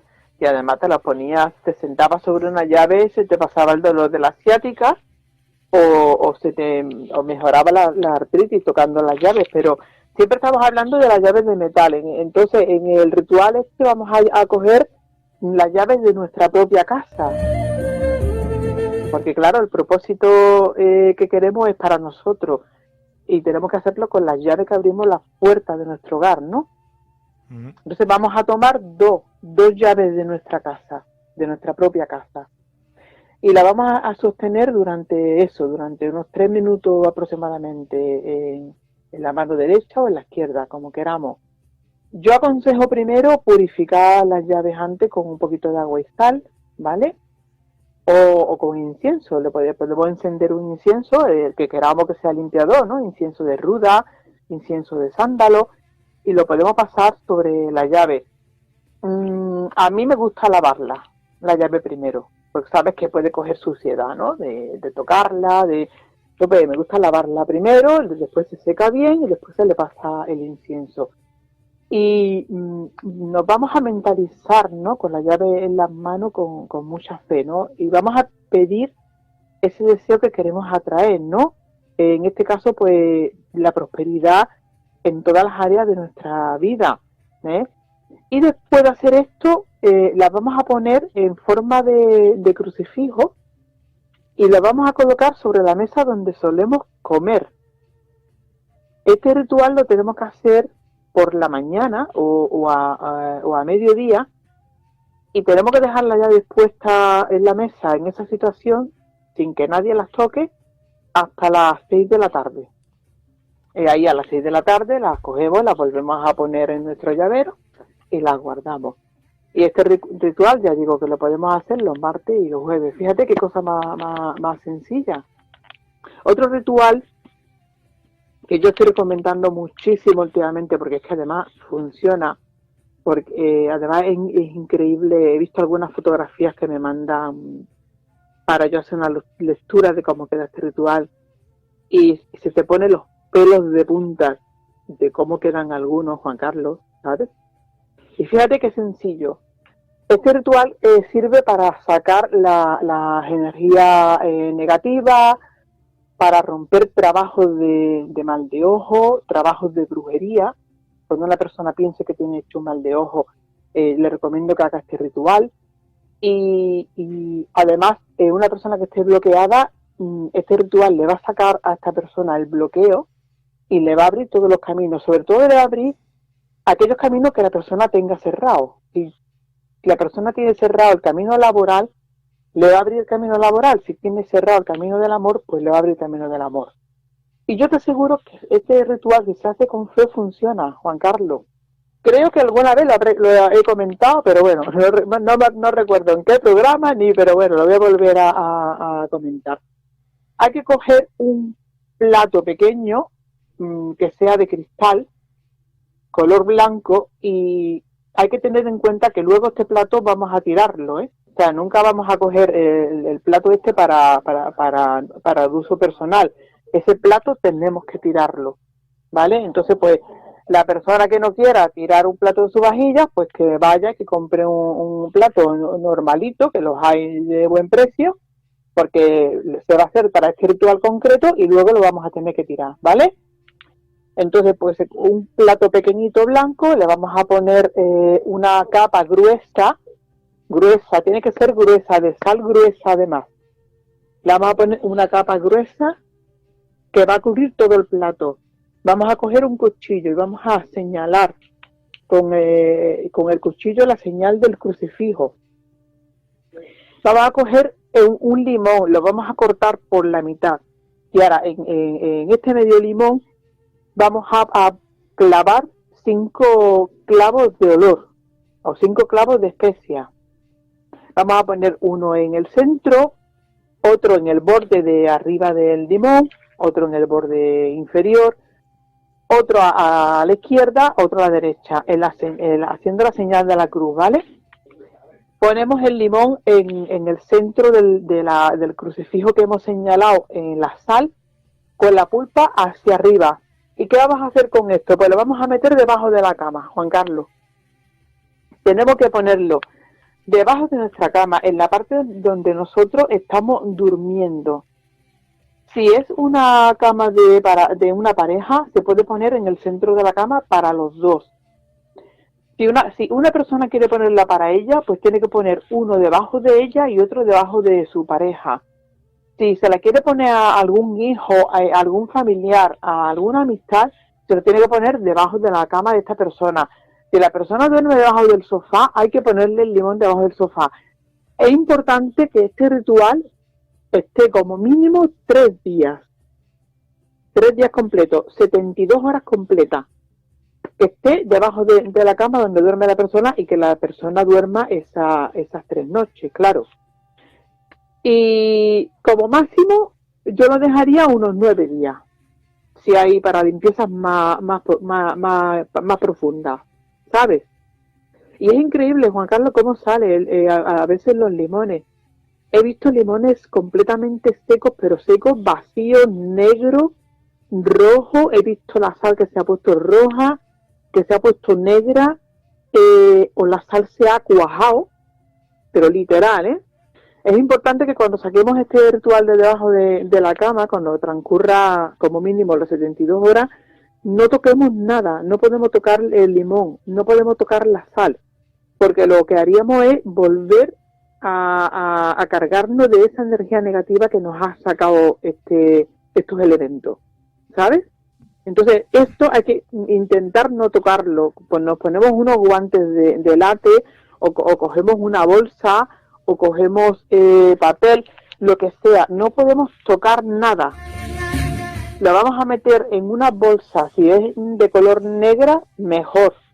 Le vamos a hacer un nudo y este ritual lo tenemos que sacar de la casa, no lo podemos tirar en nuestra basura, Tenemos que sacarlo de la casa, lo tenemos que tirar en un contenedor muy lejos de nuestra casa y tenemos que volver por otro sitio, o sea, tenemos que volver por el lado contrario que al que hemos ido al contenedor. Si no lo queremos tirar al contenedor, entonces pues nos vamos al campo o nos vamos a un jardín o nos vamos y lo enterramos todo, enterramos el plato con la sal, con el limón, lo enterramos bien para devolvérselo también a toda la madre naturaleza. Que la madre naturaleza, por lo que veo, se encarga de purificar todo lo habido por haber. Concha, lo tenemos que ir dejando, ¿eh? ¿Te quedan muchos rituales? No, bueno, yo sí me daba tiempo a algunos más, pero ya está, si no hay tiempo, pues no pasa nada, Juan Carlos. Porque ya vamos para la media hora.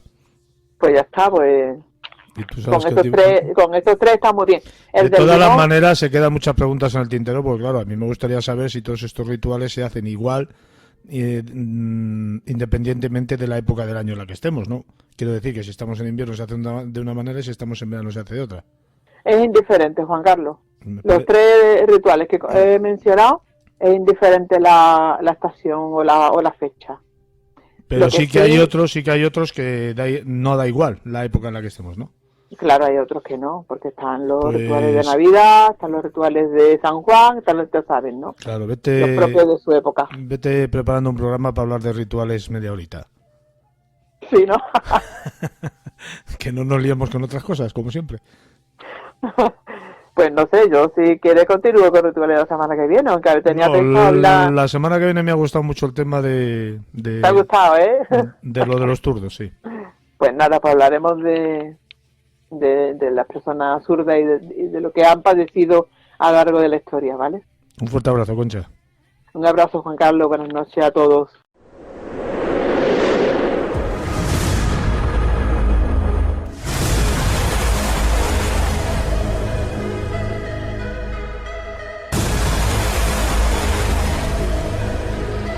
Viaje a lo desconocido con mundoinsólitoradio.es. Vive una sensación única, intensa, excitante. Mundo. La radio. Tu radio. Mucho más que radio. Mundo.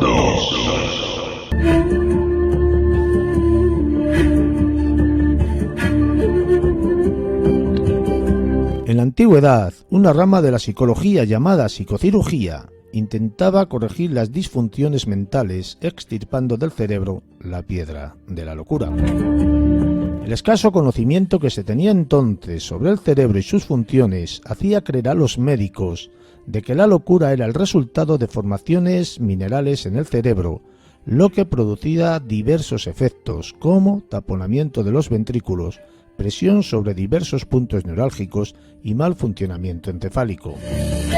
Por lo tanto, en esa creencia del momento se pensaba que extraer la piedra de la locura hacía sanar al enfermo.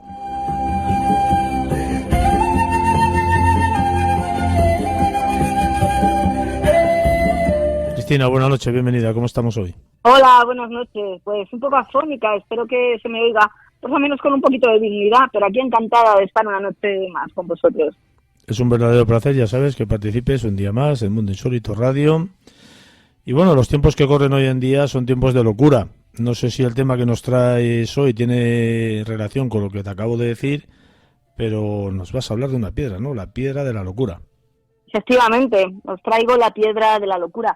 En realidad os traigo parte de la historia de lo que sería la psiquiatría y la psicología, un poco parte de unas épocas pasadas y con el mejor ejemplo que es la piedra de la locura. Pero antes de introducirnos como tal a lo que va a ser la historia de la locura, sí que quiero daros un poquito de bibliografía, un poquito de, entre comillas, deberes. Si es que si os interesa el tema, hay una obra fundamental y básica para la comprensión de todo lo que es la historia de la locura, que es la historia de la locura en la época clásica de Michel Foucault, el filósofo francés. Y es que, para Foucault, que para mí en este caso es una guía, la historia de la locura, como objeto de conocimiento, va a desmentir que se pueda tratar en sí de una entidad natural, como lo vamos a ir viendo, sino que lo que nos plantea es que se construye de una manera social, es decir, vuelve a surgir una enfermedad, en concreto lo que es la enfermedad mental, como una construcción social. Verás, en el Renacimiento existía la llamada nave de los locos. La nave de los locos era consistía en la expulsión de aquellos que se consideraban locos a barcos que recorrían los ríos europeos. Y así, de alguna manera, la conciencia crítica social que consideraba locos a los que se desmarcaban del pensamiento social único, pues tendía a aislarlos y apartarlos. A esa forma de conciencia crítica, le va a suceder la conciencia práctica, que además va a recluir en nombre del orden social a los considerados locos. O sea, resumiendo, tendemos, y lo seguimos haciendo, a recluir aquello que es diferente. La importancia que para mí tiene Foucault es que no es tanto una historia de la locura en sí misma, sino como una historia de las experiencias límite, que son aquellas que van a amenazar a la razón, con hacerla aparecer de manera abierta en su arbitrariedad y contingencia en relación a aquello, a lo cual toma sentido, por ejemplo, condiciones socioeconómicas, prácticas discursivas institucionales, la misma sin razón, etcétera. Y así, lo que constituye el llamado gran encierro, con mayúsculas, o sea, la gran reclusión de aquellos que se consideraban locos, bueno, pues en este caso la locura constituye una más de estas experiencias límite, porque los locos van a ser excluidos con el resto de figuras de la sinrazón, porque cada una, en definitiva, lo que constituye es una amenaza específica para los pilares de la sociedad y la racionalidad moderada, pues cualquier sistema económico, productivo, naciente, como podía ser el capitalismo, moral, religión y demás. Y así, si recluimos a los locos por su propio bien, y lo entrecomillo, es una medida terapéutica indispensable y lo que lleva a conducir y a creer que la locura en sí puede llegar a ser una enfermedad, como ya se pensó a finales del siglo XVIII. Foucault sí que nos aporta la idea de que la psiquiatría no se convierte en lo que es solo por aplicar una forma de pensamiento científico, médico, sino porque realmente lo que está haciendo es funcionar a la manera de una higiene pública, que es un poco aquí donde quiero incidir, que es el empeño por demostrar una serie de tendencias y de situaciones y criminalizar potencialmente la locura. Y que a su vez únicamente un psiquiatra lo pueda diagnosticar. A ver, no estoy hablando, por supuesto, en contra de la psiquiatría, sino un poco de lo que ha sido la historia de la ciencia, ¿vale? Y es verdad que así, a lo largo sobre todo de los siglos XVIII y XIX, lo que es la medicina mental va a penetrar en los mecanismos de control y castigo, va a participar en códigos y leyes, va a hacer que los jueces juzguen ciertos crímenes y que surja la psiquiatría forense. Y bueno, vamos a ir ahora ya más derechos a lo que es el tema concreto de nuestra charla, que es la piedra de la locura. Y vas a ver como sí que tiene relación un poco con la estigmatización de la sociedad. En periodos antiguos es donde surge esta creencia, y es que se pensaba que la locura, en un sentido más global, era la consecuencia de la formación de pequeñas estructuras minerales, que como pues podían ser los cálculos o las piedras renales, pero dentro de la cabeza. Estas estructuras producían una compresión del cerebro, incluso podían taponar los saquitos de agua que tenemos dentro, los ventrículos, y podían generar también una disfunción de las neuronas, alterando lo que es el funcionamiento global y normal del cerebro. A ver, es verdad que hoy día, ya con la medicina moderna, sabemos que existen ciertos cálculos o calcificaciones en el cerebro, pues por ejemplo en relación a la presencia de cáncer, de hematomas sudorales secundarios a traumatismos, pero también, según la tradición, con la epilepsia. Y es que, a partir de aquí, pensar que encontrar una de esas estructuras minerales en el cráneo de un paciente que se calificaba como loco, pues pudiera originar la leyenda de la piedra de la locura. Ojo, que es una idea que paradójicamente va a tener, como vamos a ir viendo, la máxima difusión entre charlatanes y timadores, además de entre profesionales dedicados a la medicina y a la cirugía. Todo este tipo de prácticas se van a englobar dentro de lo que es la psicocirugía. Y bueno, esto está lleno de anécdotas, de prácticas erróneas, de desatinos, de supersticiones, porque entre el escaso conocimiento de la estructura y la función del cerebro y la repercusión social de la enfermedad mental, pues se intentaba como tratamiento lo que fuera. Es verdad que algunos médicos intervenían realizando lo que eran auténticas trepanaciones, jugando muchas veces a ser aprendices de brujo, ojo, porque tampoco había ningún protocolo establecido. Y también otros especialistas a lo largo de la historia, como sanadores, curanderos, etcétera, que como te digo, muchas veces se aprovechaban de los pobres infelices. En literatura, en historia de la medicina, sí que hay referencias a la piedra de la locura. En escritos medievales, pues tenemos los escritos de un médico persa, de Races, sobre el 854 al 925-35, que denuncia a los charlatanes que pretendían curar la epilepsia haciendo una incisión en la frente y aparentaban extraer algo que llevaban escondido en la mano.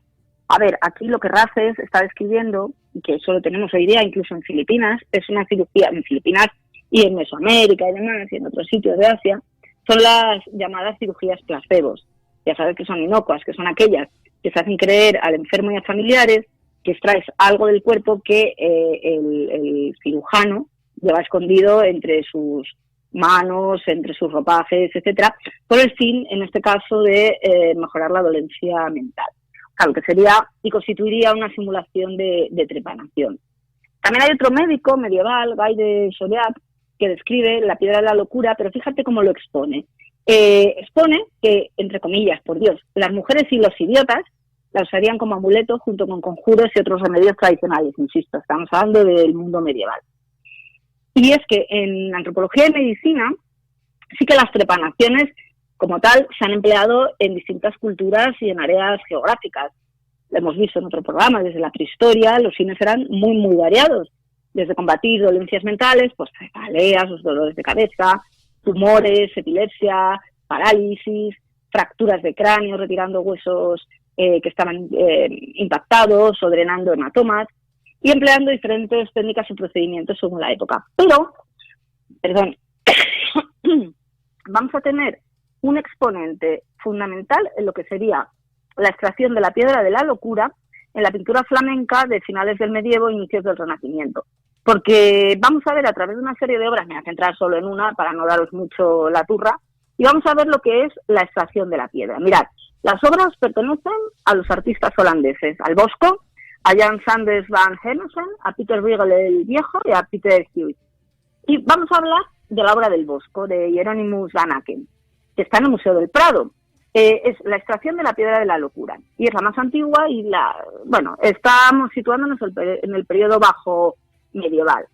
La escena surge de un marco circular, como un espejo, que nos permite asomarnos a la realidad. Rodeando este marco aparece una inscripción que parece un manuscrito iluminado que dice en la parte superior: maestro, quítame pronto esta piedra. La parte inferior pone: mi nombre es Lubert Das.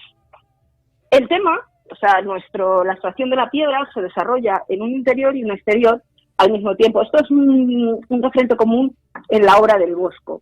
Y la operación que debería llevarse a cabo en la consulta del cirujano cuando perdóname, Cristina, cuando dices interior y exterior estás hablando de que están, creo recordar, sobre una mesa o algo así, pero con un fondo exterior de un lugar abierto, ¿no?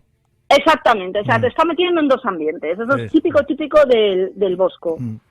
Y la operación, como te digo, que debería llevarse a cabo en la consulta del cirujano, sin embargo, los personajes están como si fueran en medio del campo, que también es un recurso que utiliza mucho el Bosco y que luego pasa, curiosamente, a Velázquez, al retratar al bufón Diogo Acedo, el primo, más tarde. Es muy curioso el cuadro que estás hablando, porque uno de los personajes tiene una especie de embudo sobre la cabeza y otro me parece que es un libro, ¿no? Es brutal, ahora vamos a hablar de ello, de la iconografía, porque es increíble. En esta obra parece ser, según la bibliografía, que luego también os voy a dar datos, que se pueden distinguir hasta tres manos, hasta tres autores.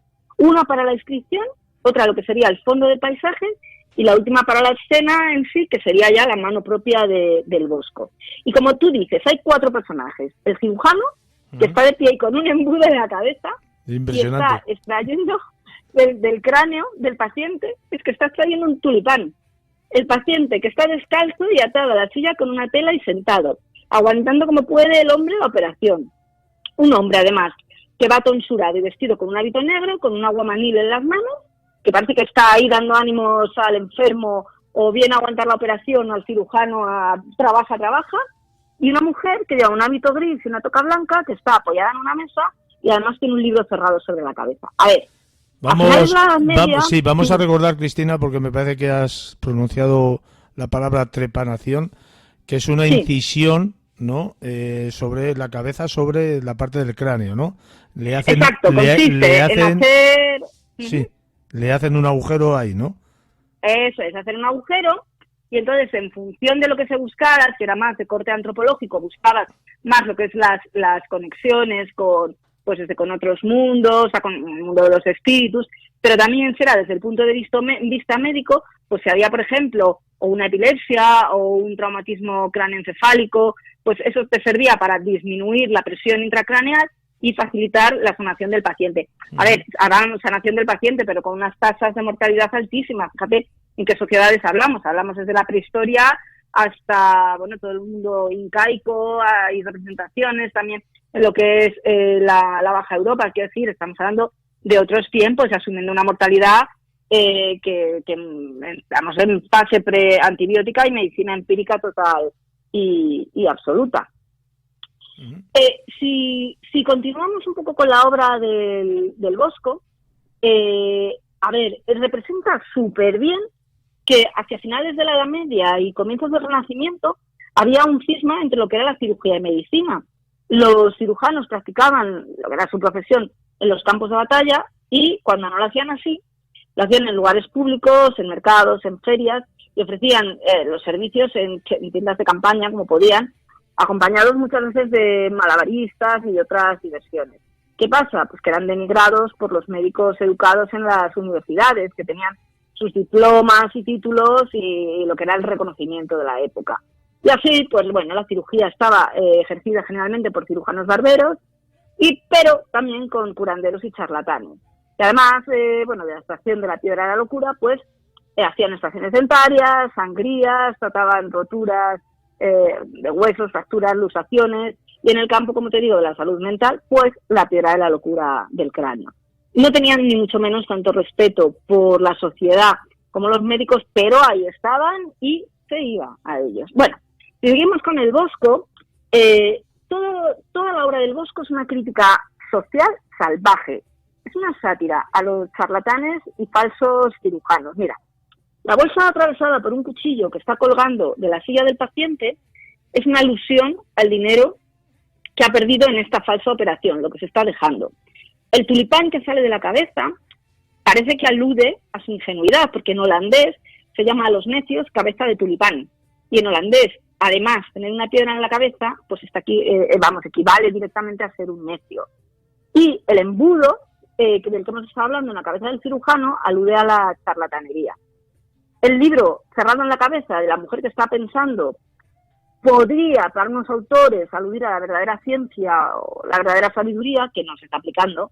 O, bueno, según el arzobispo de Utrecht de la época, las mujeres usaban a modo de amuletos pequeños pergaminos con inscripciones, hojas sueltas o libros que en muchas ocasiones, bueno, pues se contaban con remedios tradicionales. Bueno, quizá esto pueda ser otra interpretación. Pero bueno, si aceptamos la crítica a la charlatanería, lo que estamos haciendo también es criticar la estructura de la Iglesia, porque, ojo, está consintiendo y animando a estos timadores. ¿Por qué? Porque el hombre y la mujer que acompañan al cirujano están vestidos con hábitos religiosos. Recordemos que el Bosco fue considerado hereje. Y en vez de ayudar al paciente, consentían la cirugía y así se mostraba un poco la degradación moral de este grupo social. Pero bueno, me he centrado en la obra del Bosco, pero hay otras obras que ya tienden hacia el Renacimiento y comparten una iconografía un poquito similar. Ya te decía que la de Jan Sanders Van Hemesen, que se llama El cirujano, de 1550, también está en el Prado. La de Peter Bruegel, La extracción de la piedra de la locura, está en Francia, en el Museo del Hotel Saladin. La de Peter Hill, que es La extracción de la piedra de la locura, de 1561, que está en el museo, en el Bogman van Bevingen, en Holanda. Tienen una iconografía muy parecida a la del Bosco, pero quizá la del Bosco representa más, es más salvaje la interpretación y un poco la construcción y las interpretaciones de lo que es la piedra de la locura, porque hemos hablado de una serie de la crítica a la ignorancia, porque parece ser que esa operación nunca se hizo en realidad. A ver, hay libros de los mismos siglos que sí describen las actividades de los curanderos, pero ninguno detalla esta operación. En libros científicos, las citas que os he dado antes de Raffles y de Guy de Chauliac, sí, pero no hay ninguna técnica ni registro histórico de que pudiera realizarse la operación. Pero, por contra, está muy representada en pintura, como hemos visto, y también en literatura, pero satírica, en precisiones burlescas y en farsas. Y bueno, la otra opción es que pues representara una trepanación real, porque en la época en que estos cuadros fueron pintados, sí que está descrita que en tratados médicos se hacían trepanaciones, como hemos visto al principio. Y quizá una tercera posibilidad es que fuera, lo enunciábamos al principio, una especie de operación placebo, con el fin de que una persona pudiera salir de un problema mental serio como una depresión. A ver, hay descritos pacientes con dolores absolutamente insoportables que se autoinfringen heridas terroríficas para distraer el dolor auténtico. Esto está descrito a lo largo de los siglos. Entonces, Quintán habla de que no se trata de una representación en sí del mundo real, porque no hay trépanos ni otros materiales como sierras o brocas en el cuadro, pero que haga alusión a esta parte satírica. Bueno, os he querido transmitir un poco cómo en la historia de la locura se reflejan este tipo de ideas en relación con la construcción social de la misma. Es verdad que hay muchos más ejemplos en lo que es la historia de la psiquiatría. Por ejemplo, si avanzamos en el tiempo, hay ejemplos igual de curiosos, ya hablaremos algún día. Por ejemplo, la histeria de finales del 19 hizo que los psiquiatras consideraran los trastornos mentales menos severos y de predominio femenino, y de manera más reciente la neurosis obsesiva, que bueno, es un término que se sustituye en el último tercio del siglo XX por otro tipo de categorías acordes a la realidad socioeconómica y al pensamiento actual. Pero al atribuir la histeria al predominio femenino, a la mujer y en relación con la condición femenina, pues ya estás condicionando absolutamente una patología. Este tipo de construcciones sociales. Y bueno, os he hablado hoy de la piedra de la locura, hay muchísima bibliografía al respecto. Hay un tratado de neurociencia que se llama Psicocirugía en el Renacimiento, de Gross. Hay una historiadora del arte del departamento de la Complutense, Irene González Hernando, que tiene un trabajo estupendo también. Y luego la Universidad de Pensilvania también ha trabajado mucho, Schemer ha trabajado mucho el tema, pero yo lo que sí que quería animar a los que nos escuchan esta noche es que vayan al Museo del Prado, que se centren y se sienten delante de la obra del Bosco, que se van a meter en un mundo completamente diferente, que lean un poco, que reciban las sensaciones, que vean toda la crítica social tan bestial que hace, y que bueno, que otra vez se ha hablado de cuadros en relación con la historia de la medicina, que ya lo hice una vez, que me encanta, que lo voy a hacer, esto es así. Sí, bueno, y sobre todo que vean el cuadro y que se informen sobre él. Es muy Pero importante. de todo el Bosco y el Jardín de las Delicias, todos.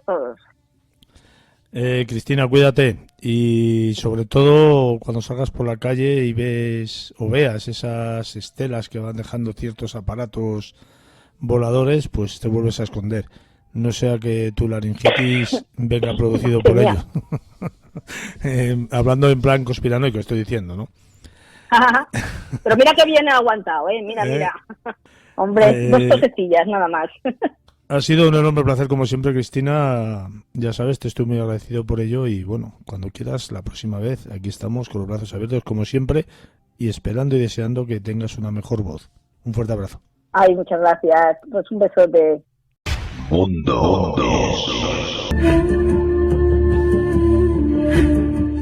Bien, pues ya hemos llegado al final del programa Mundo Insólito Radio, que espero y deseo, como no entiendo de otro modo, haya sido de vuestro agrado. No olvidéis que podéis comentar y aportar información si así lo creéis necesario, contactando con el programa a través del email mundoinsólitoradio@hotmail.com o a través del teléfono 687 39 80 12, con el +34 delante para aquellos que lo hagáis desde fuera de España. Vuestros comentarios, vuestra información, nos ayudan y nos aportan aquello necesario para poder mejorar y evolucionar en el sentido de vuestros gustos e inquietudes. Muchas gracias por vuestra atención y muchísimas gracias por estar ahí. Sin vosotros, ya lo sabéis, esto no tendría